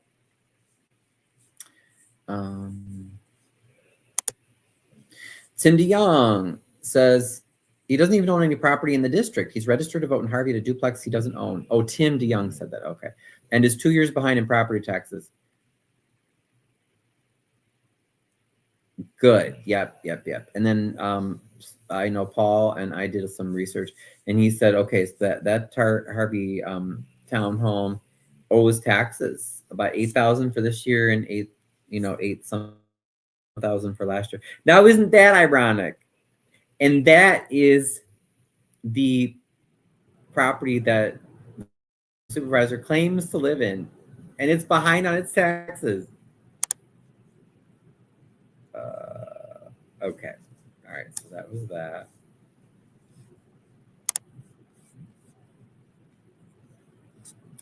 And then Paul also said, this is a good summary of the hearing.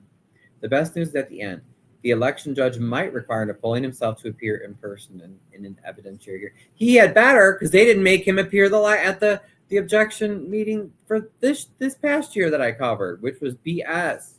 We've had reports for years that he doesn't live where he is elected to. Now, they finally changed the boundaries of his Senate district so that they added the subdivision where he lives in Flossmoor. But for many years, he was in the Senate and he didn't even live in his own district. And now he's a township supervisor and he doesn't live in the township. It's too bad the election judge won't make the candidate provide evidence he actually lives here or has paid property taxes for his Harvey address in the last 2 years. Ooh, right, exactly. So if you want to see a good report, the Lansing Journal, Carol, thank you for that. I emailed Carol some questions too. I was hoping she would get back to me, so maybe she will. But she has a good report on that. So if you can check that out, the Lansing Journal.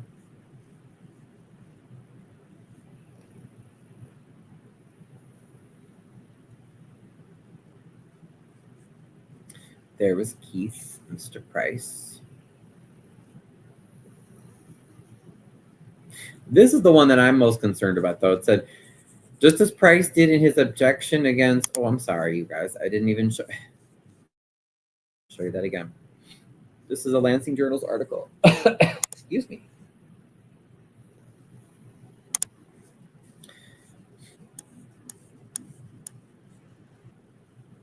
Keith Price, I think, was the only one there. Michael Smith was maybe going to be there, but then didn't show up to present the objections.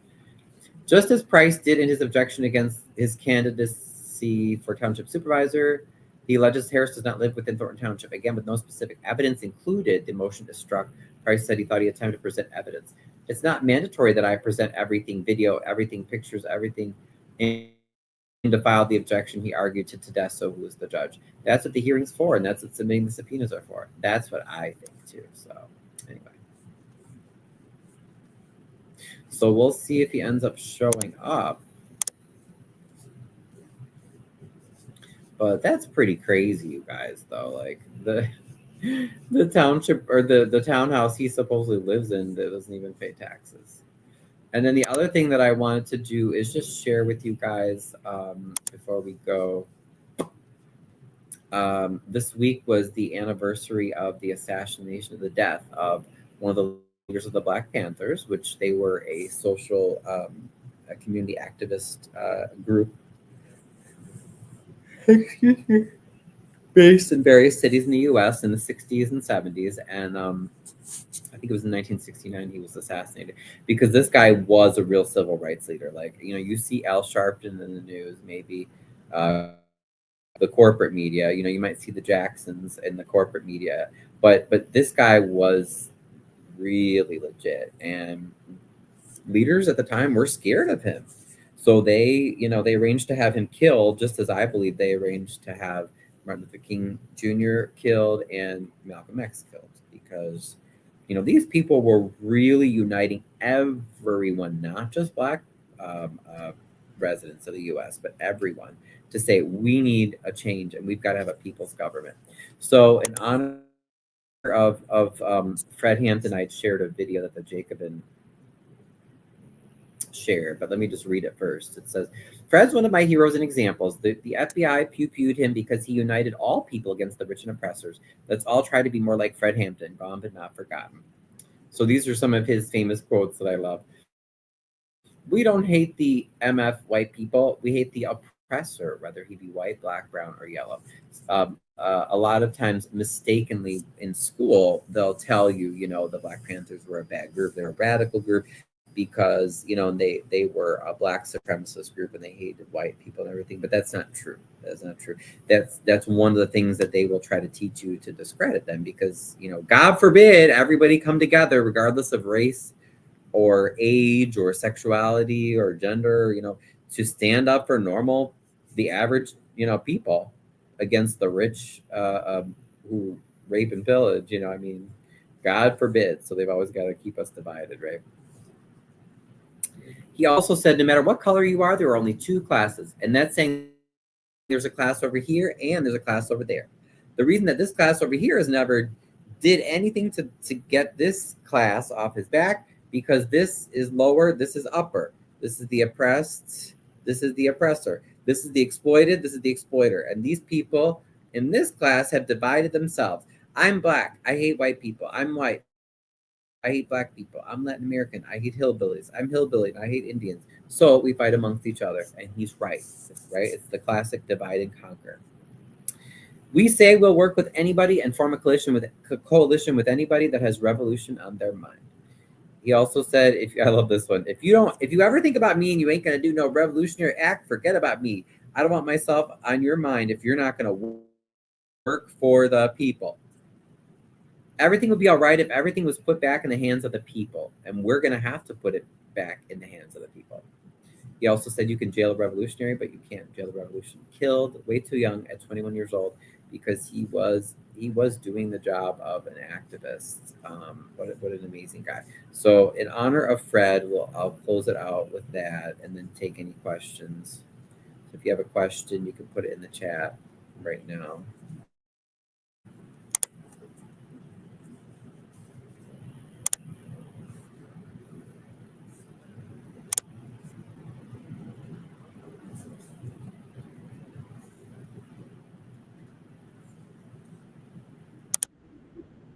Is an excuse used for capital.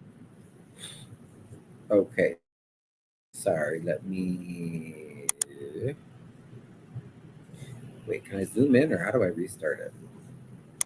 Won't let me? No, it won't. Okay, I'll just refresh. I will refresh. Oops. Racism is an excuse used.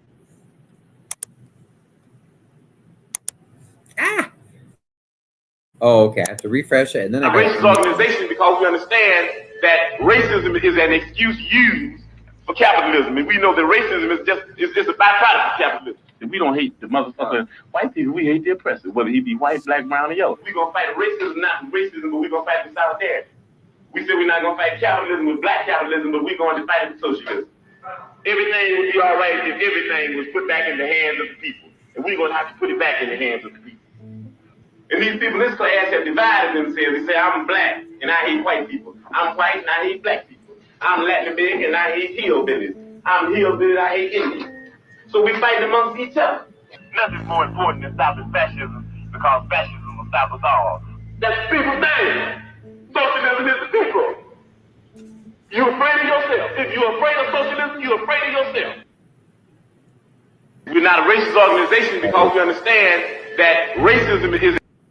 Yeah, he said, if you're afraid of socialism, you're afraid of yourself. Socialism of the people. So anyway, that was chaired by Jacobin. Again, he was the deputy chairman of the Black Panthers. He was drugged by the FBI and then assassinated by local police this week, 56 years ago. He was only 21 years old, and then Jacobin encourages you, it says, listen to his words, see if you can discern why he would be their target. And then there's some great comments as well. You know, someone's like, wow, he could do and say this only at 21. He was so young. He did a lot of great work in his short years. Maybe I'll be as fearless. He could have done anything. This person says, when I first heard Friend Hampton, I was moved. No one could tell me, or society couldn't tell me, Blackness was not able to attain greatness. The biggest con there's ever been is the rich pitting the regular people against each other. Meanwhile, the rich get richer while the poor get poorer, right? No war but class war, the goat, all power to the people. Capitalist alienation doesn't discriminate. Amen, right? They want to steal from all of us, and they don't care your race or whatever. Critical thinking and intellectuality gets you here.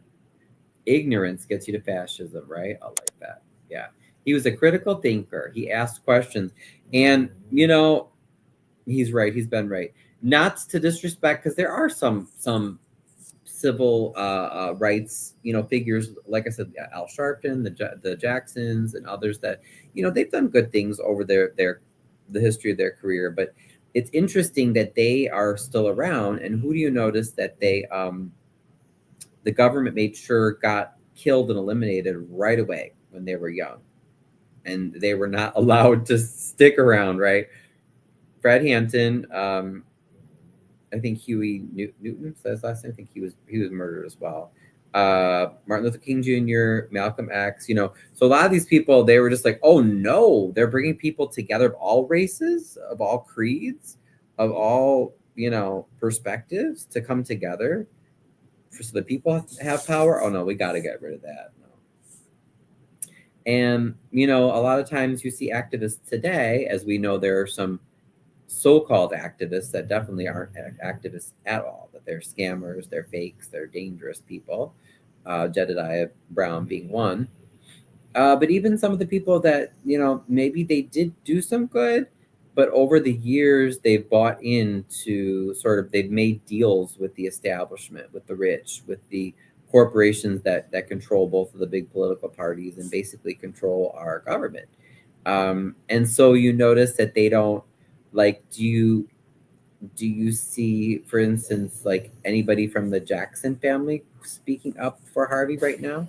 Is Al Sharpton speaking up for Harvey right now? They might do certain things, but it's like, I feel like they don't get too controversial, you know? So I don't know. I don't know if they've made some kind of deal or whatever, but it's just, you know, people like, I really admire people like Fred Hampton because he just did not mince words, you know? He's like, basically, get off the fence. Do you want to help people or do you not want to help people?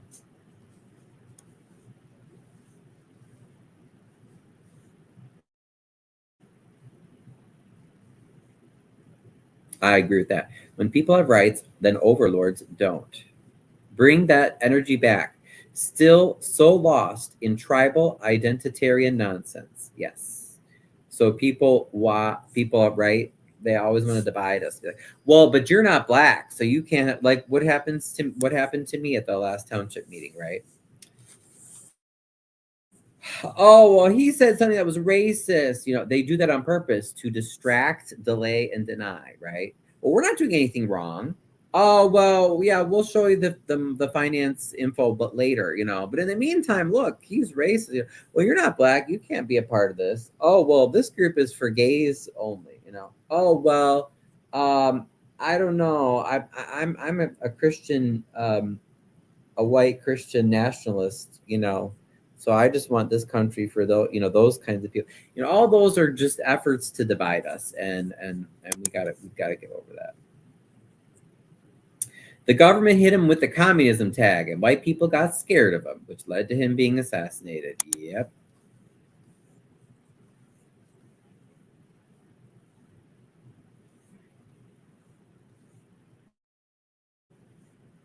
Yeah, anyway. If there has been a more inspiring human to walk the earth in all of history, I've yet to be as moved by the words and actions as I am of Fred, Chairman Fred. All power to the people, not the oppressors. So anyway, I think that's it. Any questions, guys?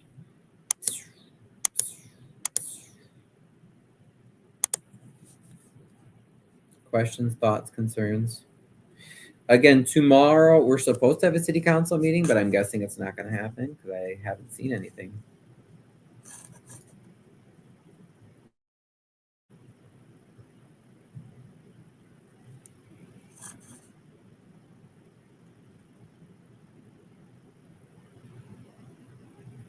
This Tuesday at 4 downtown, there's Napoleon's second objection hearing.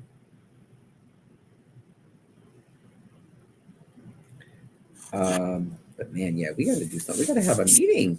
We cannot be a city in crisis and not have a meeting. I'm going to take a quick look to see if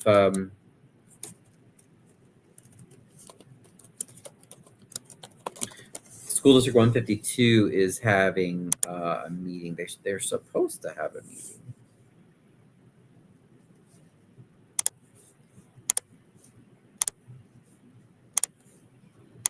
So remember as Michael Smith reminded us with the Tiffany saga, you always have to connect the dots. DOTTS, Democrats of Thornton Township. So I ran and lost along with the two other outsiders that challenged people on this board, 152 school board. Okay, this is the chicken wing scandal board that we still don't know how all $1.5 million worth of chicken wings got stolen. So connect the dots. Who's connected with Democrats of Thornton Township? Well, we have Janet Rogers, who's Tyrone Rogers' wife. Remember Gardner, Miss Gardner. I don't know if she's. I don't know. She probably is connected to Dots and Napoleon. I'm not sure. Miss Cameron, not exactly sure. Joseph Whittington, probably. Yep. He used to be alderman. Casey Nesbitt, we have. She was board president, by the way. I think she was president when the chicken wings were stolen.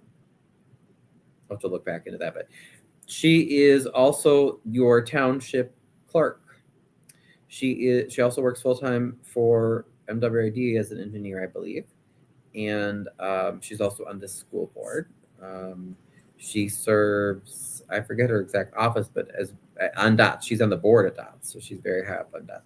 Linda Hawkins and Sandra, I'm not sure if they go to Dots, but anyway, I always say, this board needs transparency. Basically, on this board, Janet Rogers and probably Casey, they call the shots, and everybody else just falls in line, and that's why it's problematic.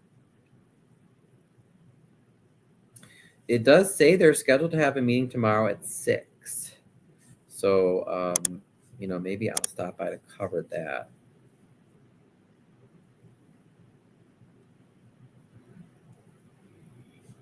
Beth says, where are the comments from Jesse Jackson Oklahoma commenting about Harvey? Oh, I don't know. Did he say something? It would be great if he would speak up, but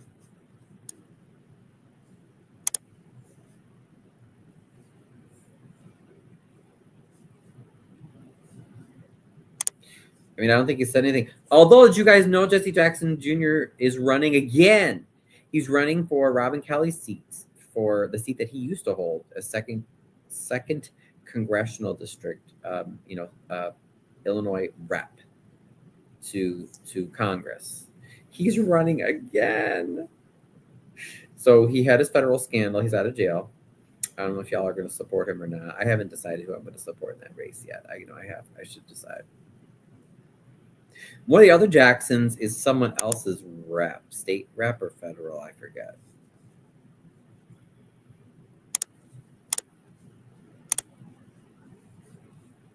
Ooh. I want to share the screen, but I want to share this other thing. Okay, good. Let's take a look at the agenda for the meeting tomorrow. So again, if Harvey doesn't have a meeting, the city doesn't, I may cover the school board meeting. So Monday, December 8th. This, by the way, you talk about high property taxes. District 152 is one of the largest components on your property tax bill if you live in Harvey and you're within District 152, which is the majority of Harvey. Okay, that's K through 8. Let's see. Presentation, correspondence, president's report. Okay, minutes, accounts payable, payroll. The tax levy. Oh, wait, 2025 final tax levy resolutions? I wonder if that's a typo. 2026. I wonder if they're going to raise taxes. So that would be a good question to go tomorrow to ask if someone wants to join me. Open enrollment and health insurance rates. That's a big expense for school districts.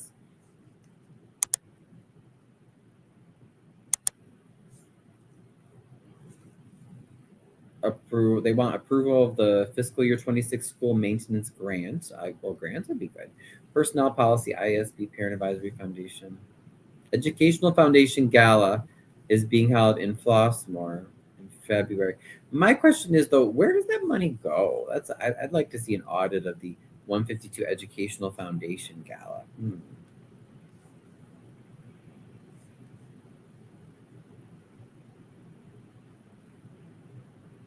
Board poll results. What poll was that? I don't remember them mentioning that at the last meeting. FOIA requests and responses. Audience participation 3 minutes. Executive session. Report from administration. After executive session. Resignations. Leave request. Okay, so some people are resigning. Leave requests. Approval of the lead consulting proposal. Watch out, guys. Your school districts, they waste a lot of money on consultants too. So I wonder about that. So yeah, if anybody want to join me tomorrow at that meeting, maybe I'll try to go. Beth, you want to join me at the 152 meeting? But your clerk, who's the right-hand man to your township supervisor, Napoleon Harris, she's a big supporter of she and her family of the Kellogg's. Eric Kellogg, who was the former mayor of Harvey, over 16 years, he and his family basically destroyed the city single-handedly. He did a lot of damage. So Casey Nesbitt and her, she's a Kellogg supporter. Yes, Diana, come with me tomorrow at 6. Let's do it, because I have a feeling that Clark's going to cancel the city meeting. You know how he is. Because, girl, you be a 152, and your money's going to that, too. And Casey Nesbitt is hiding stuff, just like she does for Napoleon on the Thornton Township Board. And it's nothing personal. I like Casey. She cracks me up. She's very smart. She can be really funny, entertaining. Like her Facebook posts are really entertaining. It's nothing personal at all. But we need we're not all there to be buddy-buddy. Like, we need to know where our money's going. And the biggest portion of your tax bill goes to schools. I'll say it again, the biggest portion of your tax bill, your property tax bill in Illinois, goes to your local schools by far.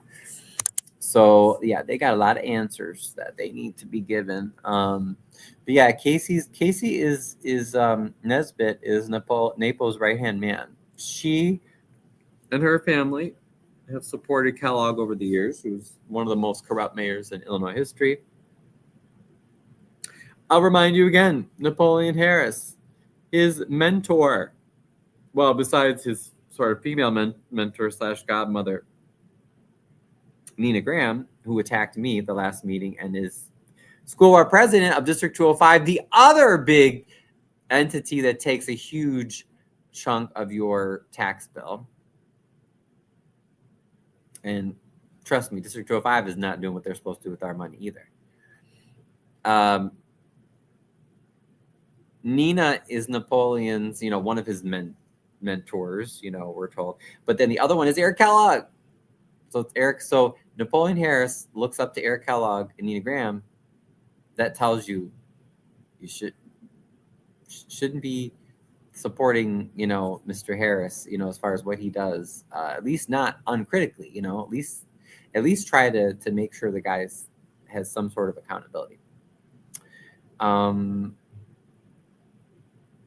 Yeah, and like I said, most of the other people on the board, besides Janet Rogers, because she's in with Tyrone and they're never up to any good. But the other board members, they're not necessarily mean or bad people, but they also don't stand up for what's right. They're not asking to see the finances. They're not asking anything. They just do whatever Janet tells them, basically. And Casey.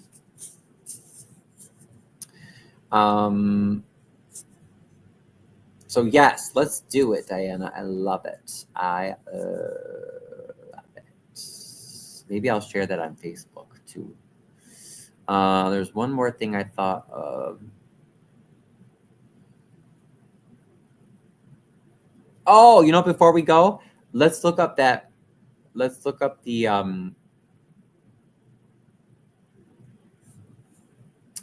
me see if I can pull up that property tax bill that they were talking about.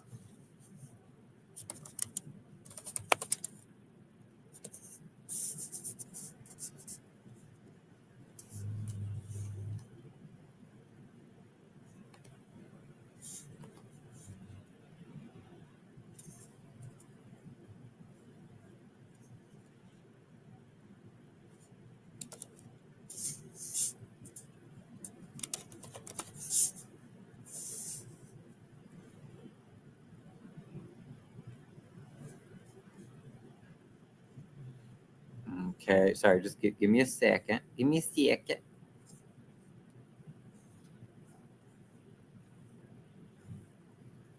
Ah, darn it.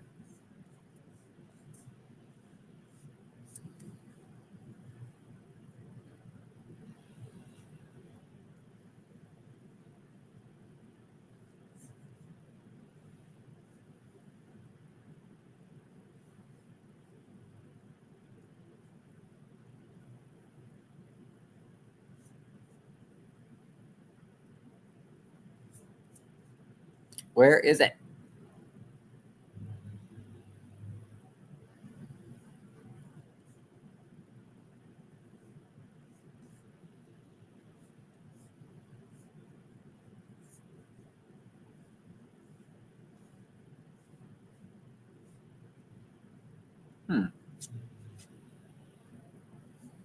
Oh, I think there's another screen. I feel like I'm not. I want the property tax. Oh, it says portal.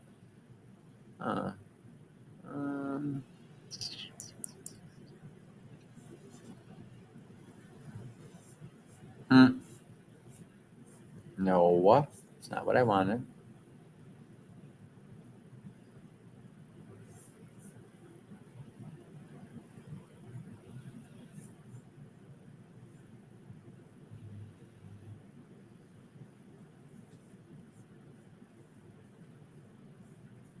Oh, don't forget your property taxes are due by December 15th. Ah!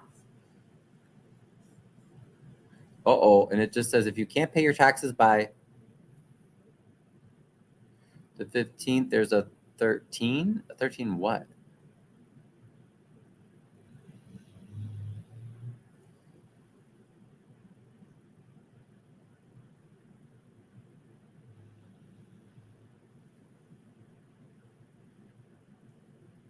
Payment plan calculator?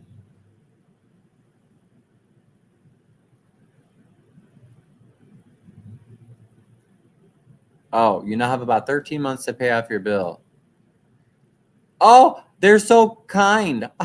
You now have about 13 months to pay off your bill before your unpaid tax debt is offered for auction at the required annual tax sale. In other words, so someone can eventually take your property. Wow. Oh, and during that 13 months of the payment plan, they're so graciously offering you, interest will be charged at 9% a year.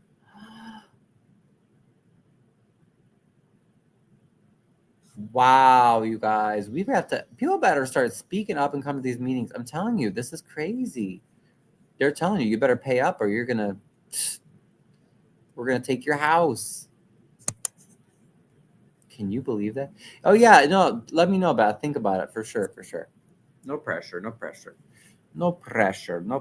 but wow.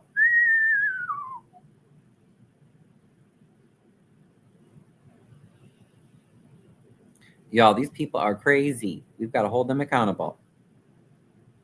So pay your property taxes by the 15th if you don't want that late charge.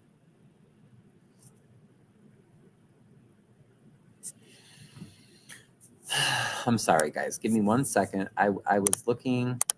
I want to find. I'm looking for. I'm going to find an example of a tax bill for you. Okay, and I want to show you the different, like a local, a Thornton Township tax bill, so you can see an example of what goes to what. You know, so you can see how much gets paid towards each taxing body. But where is? I don't know why I'm not seeing this. Look at this boy. Look, he is so funny. Look, he is funny. I know we're both glad not to be out in the cold. What can we say, right?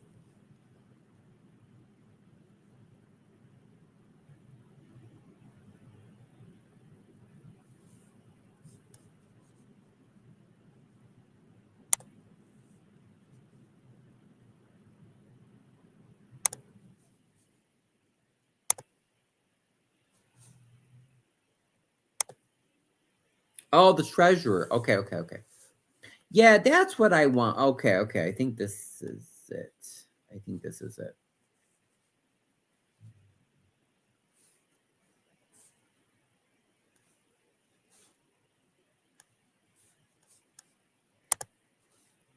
All right, give me a sec.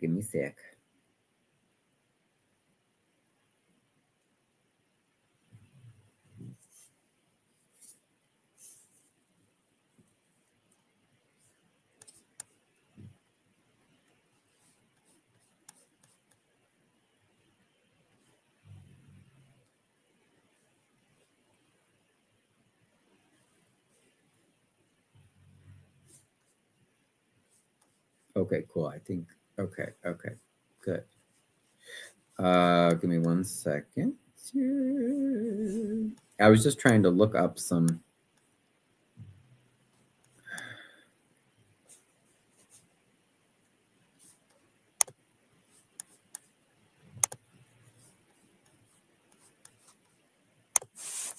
And actually, you know what? Before I forget, you guys, before I even get off with you, let me post that.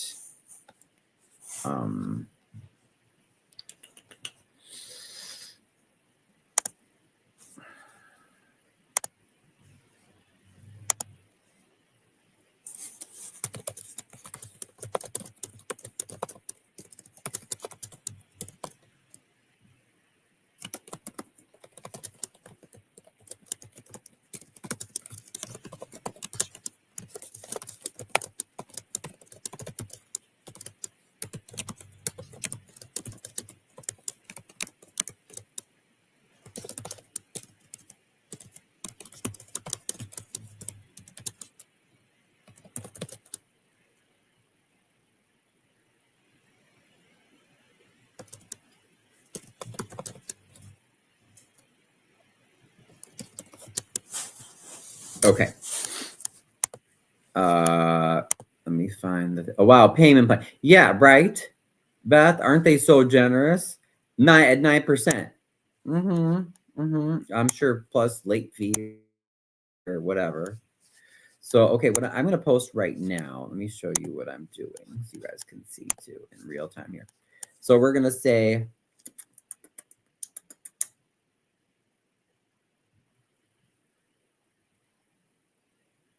Property taxes high in Harvey. Do you want to see them go down and not up? Join me and demand that school board 152 lower the tax rate for 2026. And what else is on the agenda now?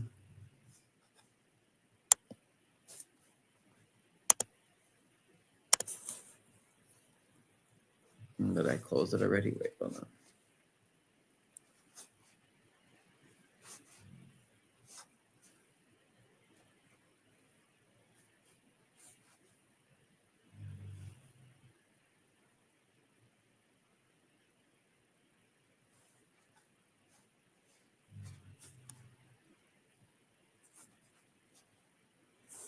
Property taxes high in Harvey. Do you want to see them go down and not up? Join me. Join me tomorrow. I say that well. Join me Monday, December.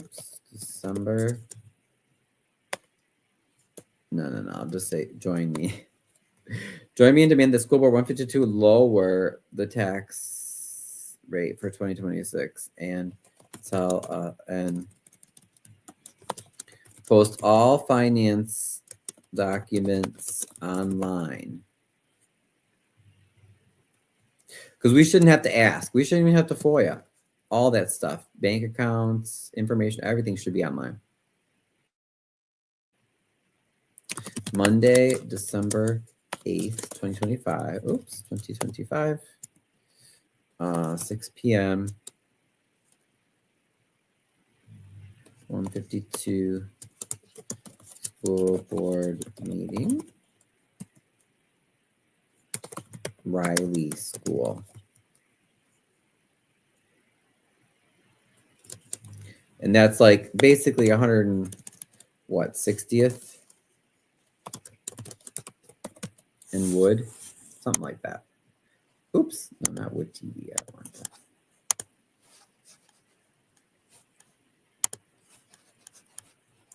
And then, well, let me attach. Can I attach? Wait, hold on. I might have to take this off first. Do I have to?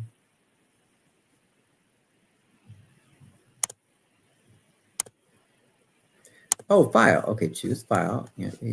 Download.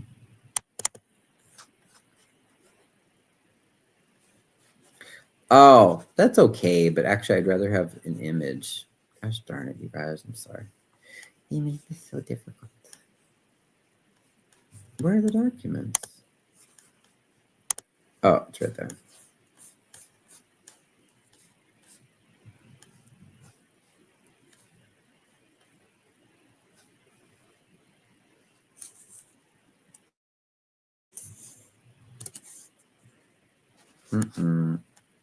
Oh, wait, actually, maybe I should do that. Print screen. Yes.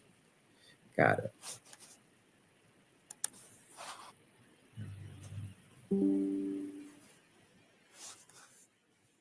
Good. Yeah. And then the second part. We're going to make it look beautiful, you guys. It's going to be beautiful.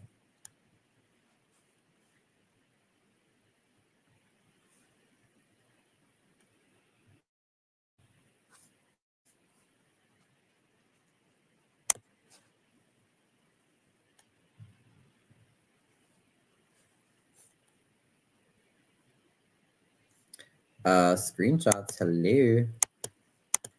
Oh, it's how it's sorted, probably.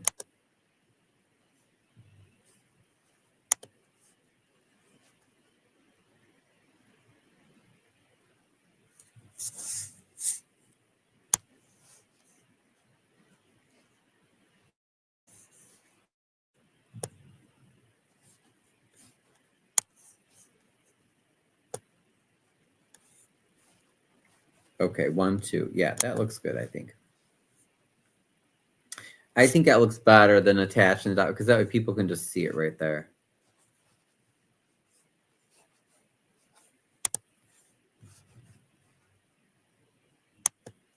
Right. They're so generous. Yeah, right. Okay. Property taxes high in Harvey.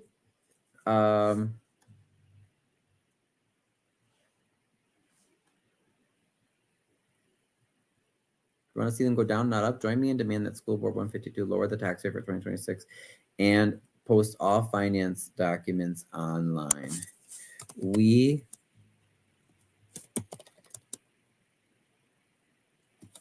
need lower bills. Yeah. Because, we need lower bill. I mean, we want our schools to be good, but at the same time, we need some relief. They had better, every board right now, I don't care where you live, but every board had better be proving to you that they're using the money well. They should be transparent. You shouldn't have to beg, and they shouldn't be chasing people out or making it difficult for people to ask questions about money. And if they are, then that definitely means to me that they're doing something they shouldn't.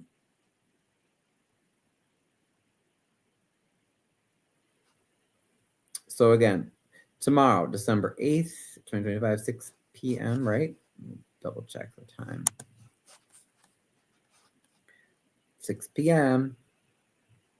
Mm-hmm.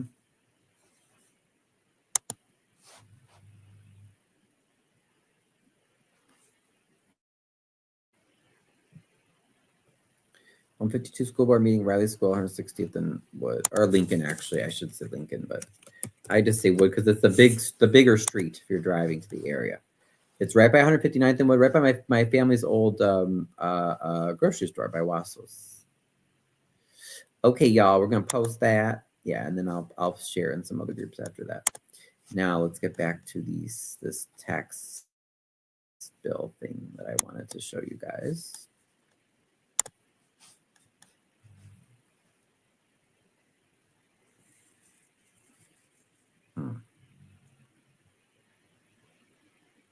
Oh, yeah, 205 actually takes a big old chunk.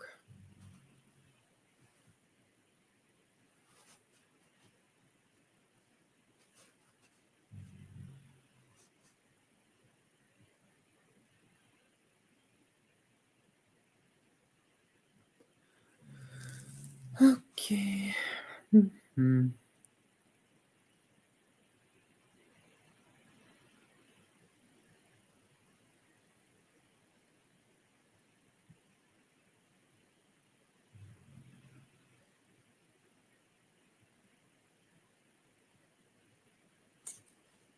Better zoom in on these figures so you guys can see them a little bit better.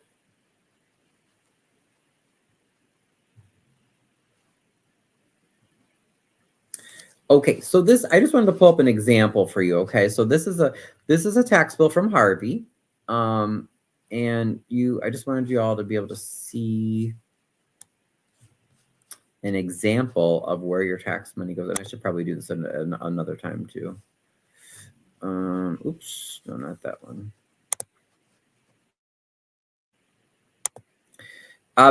Tell me in the chat if you think that would be helpful to do. I could do a whole video, a whole live just on property taxes. We could go over some sample bills.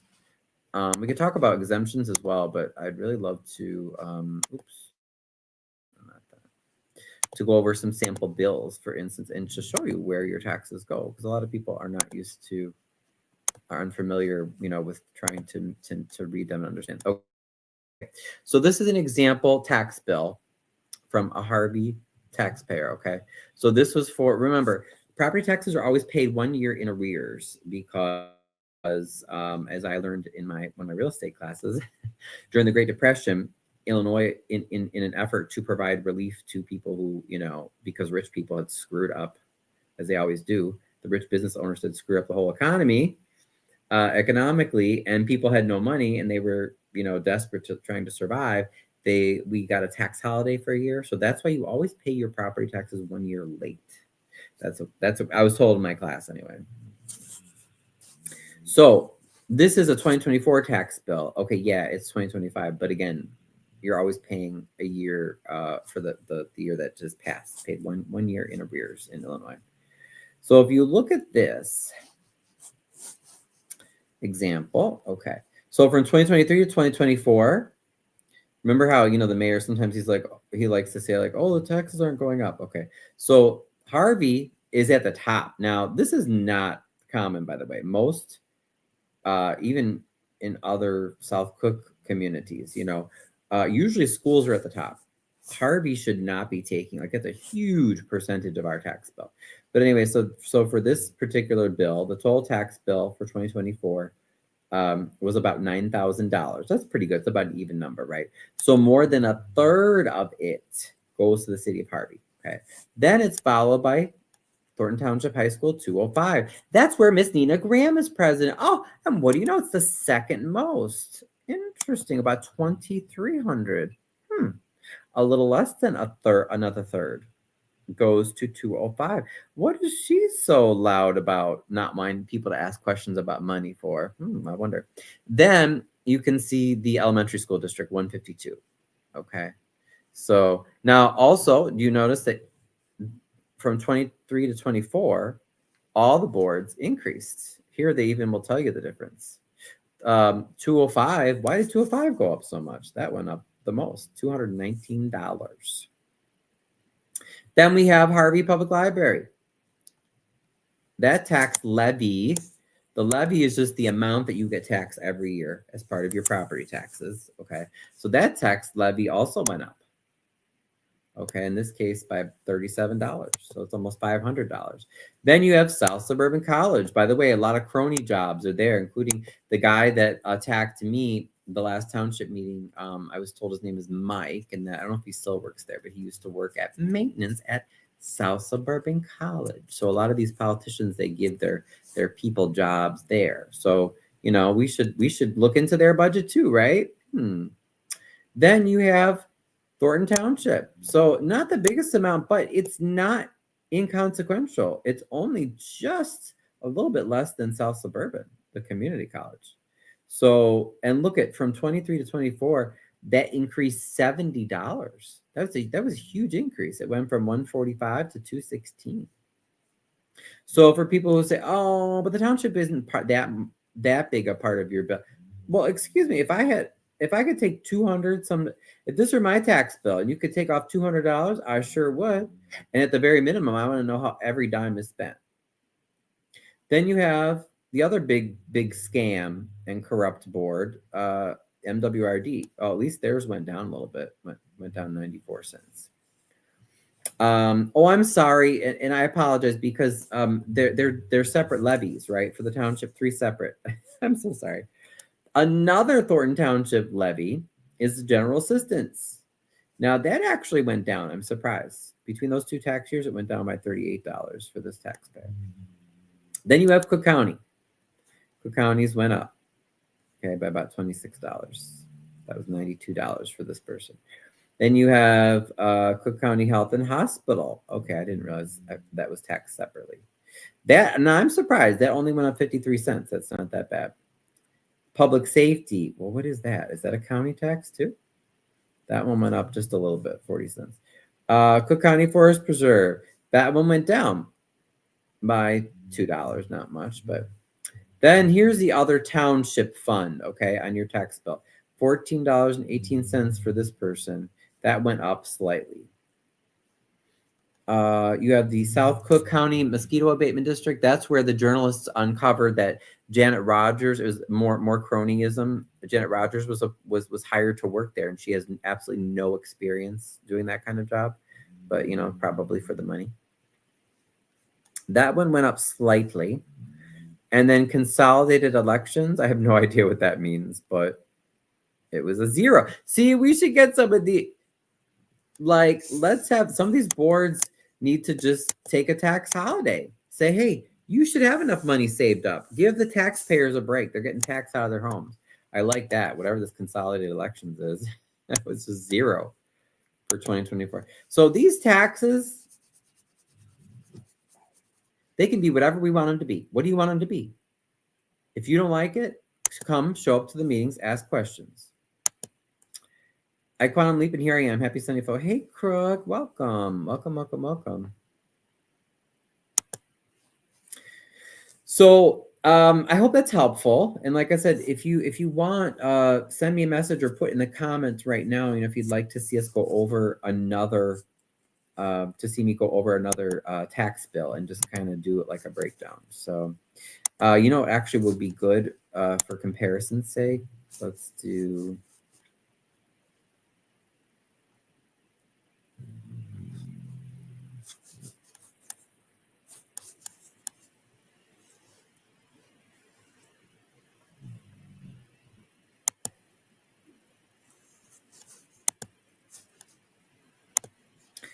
Where should I pull up a tax bill from? What's another town?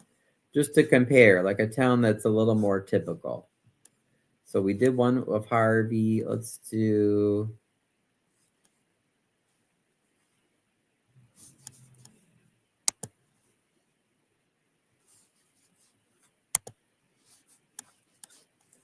Give me a town.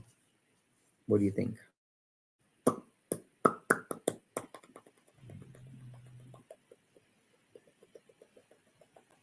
Maybe South Holland? Should we do South Holland? Robbins. Oh no, that's not normal. Robbins is going to be screwed up too. But they're not in Thornton Township. I was thinking something that's in Thornton Township. Okay, I could pull one up for Phoenix just for the heck of it. Sure. Let's see. Oh Lord, I just need a random address in Phoenix. What should I pick?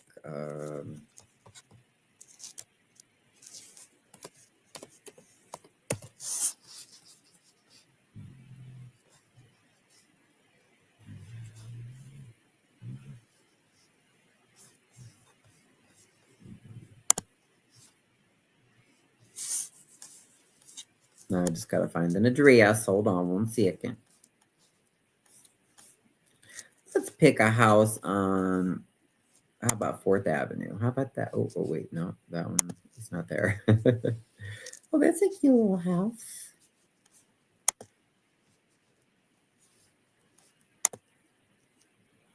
Oh, that's a cute little bungalow. I had so many relatives with houses like that. Okay, we'll do 15336 4th Avenue. Let's see their tax bill.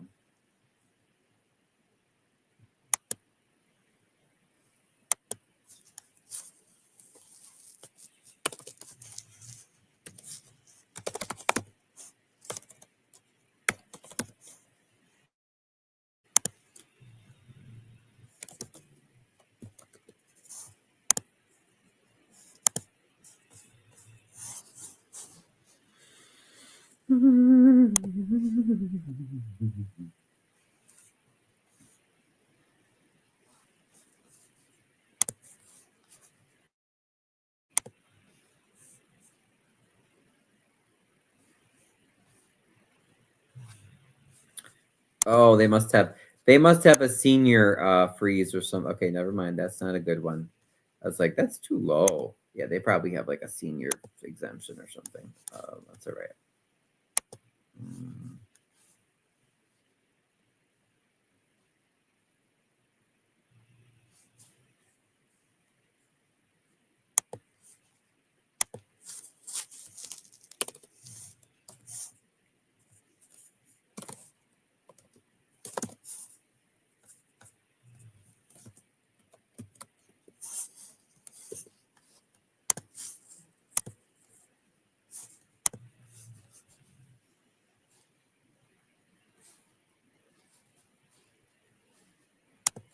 The love, my favorite female YouTuber, all these YouTube streets love. Oh, D love. Oh, that was nice, Crook.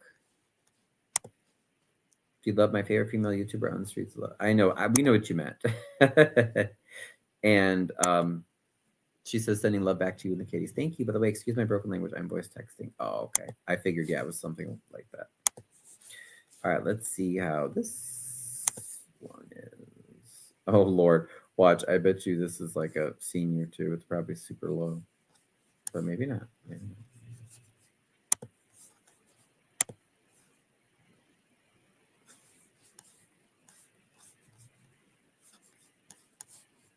That's right. You know, at the end of the day, it doesn't really matter the amount. It's more about the percentages anyway. But let me just pull this up. Okay, hold on. Hold on, babies. Hold on.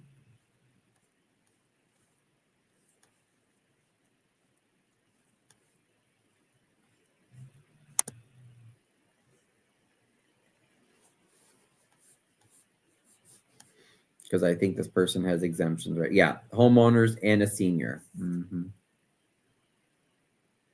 We just want the total tax before exemptions should be. Oh no, I want the total tax before exemptions.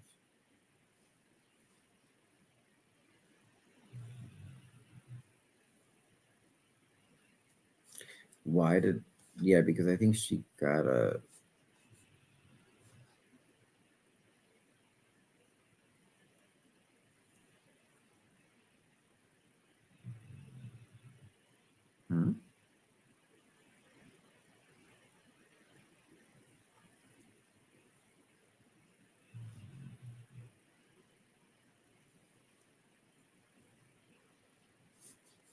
Oh, that's true. Yeah, they also have a different breakdown you can look at there.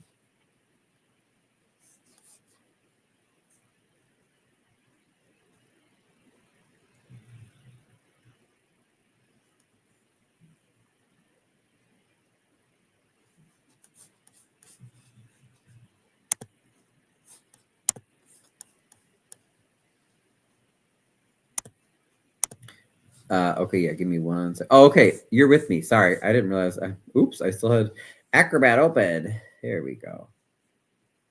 All right, so you see, so the amounts are a little bit lower, but you still get the gist of it. Where is the thing? Okay, so the total taxes is 626. Okay, so it's a lot lower, but again, just look at the percentage, right? So Village of Phoenix, now that's kind of high. Oh wow, there's two for Village of Phoenix. Oh, the TIF.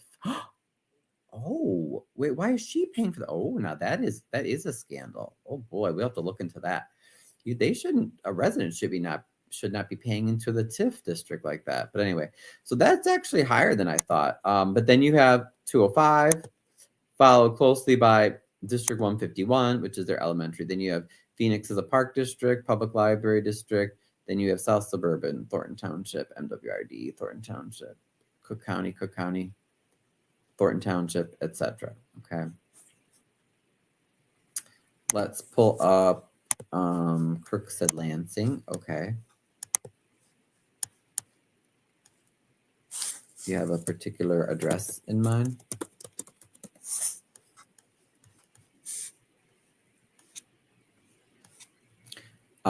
Maybe I'll pick a house, let's say near the downtown area. I like their downtown. It's cute. It's cute.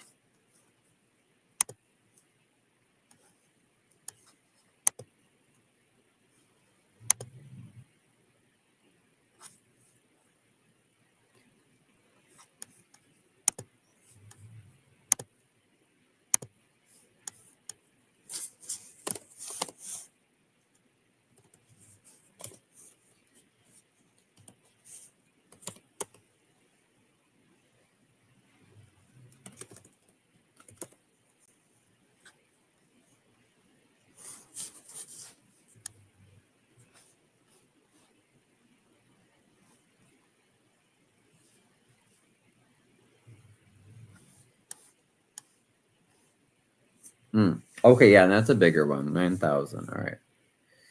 Let's see.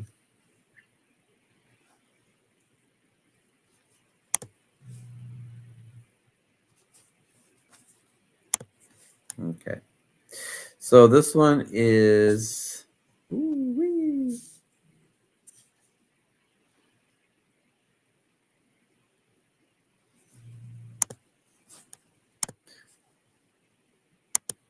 All right, you guys can see, right?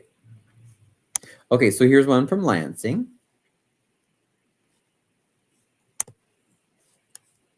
Now this is more typical what you'd expect, okay? So this property tax bill was close to that one in Harvey, so it's a little more than 9,000. But again, the amounts are not as important as look at the percentages. Like what do you pay the most to? Which boards? This is the stuff that they're willing to do all sorts of BS for to keep their money. All right. School District 158, that's the elementaries. That's typical. That should usually be at the top. Then the high school. Yep. Then Village of Lansing. Yep, sounds about right. Lansing Library. South Suburban, Thornton Township, Park District, then MWRD, Thornton Township, County.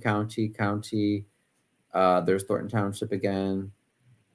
Okay, so that's a little bit more typical. That is what you would expect. You should not have. So the Village of Lansing is they only have one item there. Tax, and it's third after the elementary and high school district. So that's more typical. But ooh, that is a lot. No wonder people are losing their houses. Like, damn. And imagine, you could probably have that same house in Munster, and I don't know, the taxes would be like half or something crazy.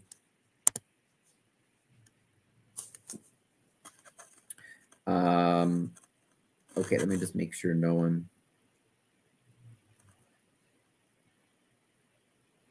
is messaging me about something. Okay, good. Oop. Oh, Marlon messaged me back. That's nice. The gentleman from the beginning of the live, and he said I grew up in Harvey and his family's still there. Oh, that's nice. Yeah, he seems like a very nice guy. What else did you? Oh, I could look up a thing in Robbins anyway, just for the heck of it. Diana, you wanted to do something in Robbins? Let me see if I can find something in Robbins. It's not Thornton Township, but hey, why not take a look? Since apparently that's where our mayor was tonight. He definitely wasn't here.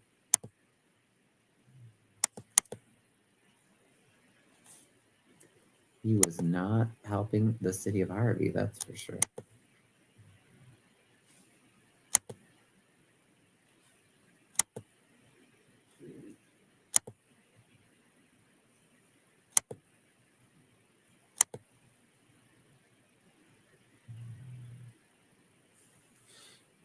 I can't tell if that one's lived in. No, we do want a lived in property.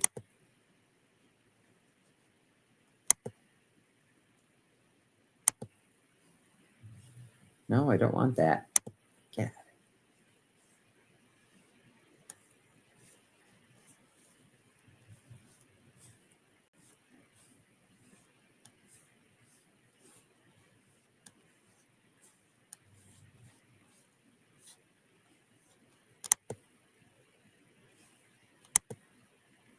Sorry, now I'm just trying to find one that for sure is lived in, guys. Hold on.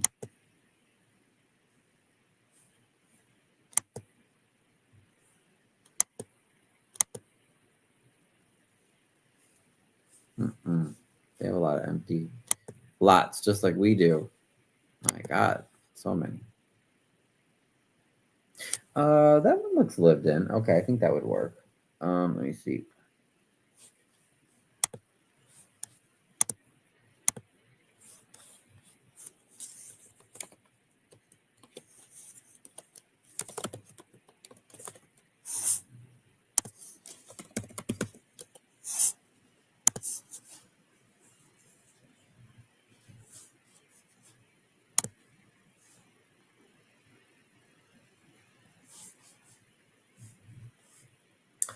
Oh, exempt from taxation. Okay. Oops. So that means if you ever look something up and it does say exempt from taxation, that means it's usually owned by a municipality.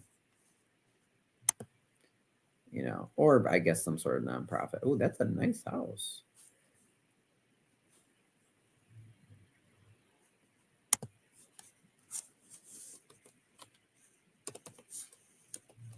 So we all have to remember tomorrow, 152 board meeting in Harvey. It's the chicken wing district. Okay, the chicken wing scandal district. Tuesday, 4 p.m. is NAPO's objection hearing downtown. December 16th is the next township meeting. That's where someone should ask Napoleon why the address he says he lives in, why the property taxes are not paid. That's nice. That's like a newer construction house. Oh no, their taxes were sold. Ah. See, that's when somebody could take your house. Oh boy, oh boy.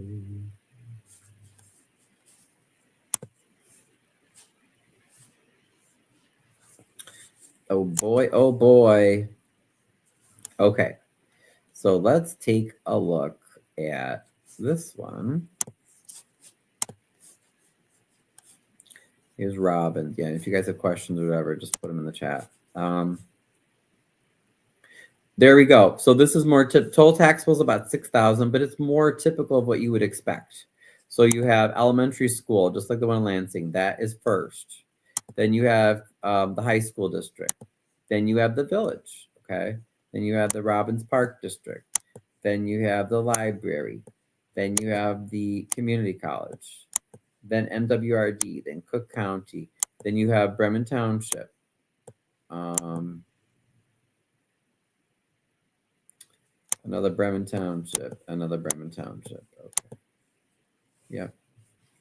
Also, did you guys, I I wanted to show you, they do have this other section too, where it's just a different way of breaking it down on your tax bill, where they group them together like miscellaneous, school, municipality, township, and Cook County. So that's another way of looking at it. Boop-ba-doo, ba-doo-ba-doo. So actually, let me go back to, let's go back to the Harvey one and look at, see how this gets broken down.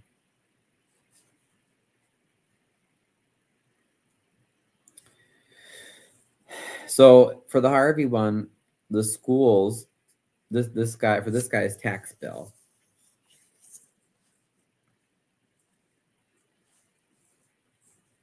And they even give a percentage here for us. Good. That's what I wanted to. Yeah. Whoop. Why is that? Oh, okay. There we go. So schools are 46%. Miscellaneous is 11%. Municipality township taxes are 40%. Yeah, so that's big. Like Cook County taxes actually overall are pretty low, 1.99. And then let's compare that to, this was in Phoenix. This was the Phoenix bill.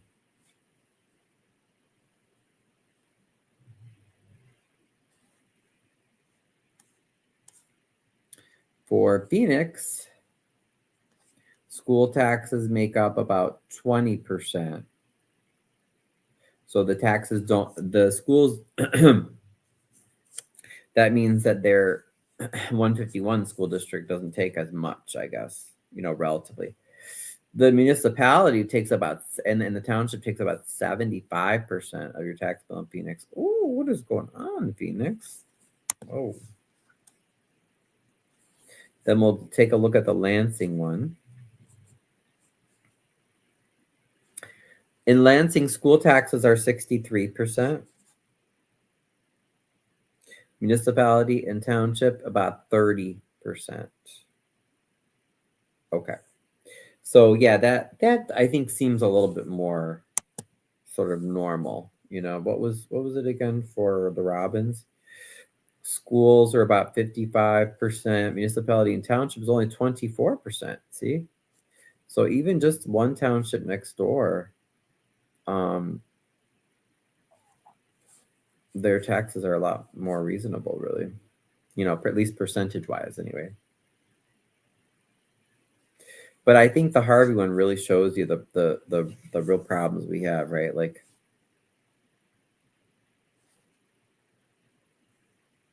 that's quite high for, not as high as Phoenix, but still 40% for township and city.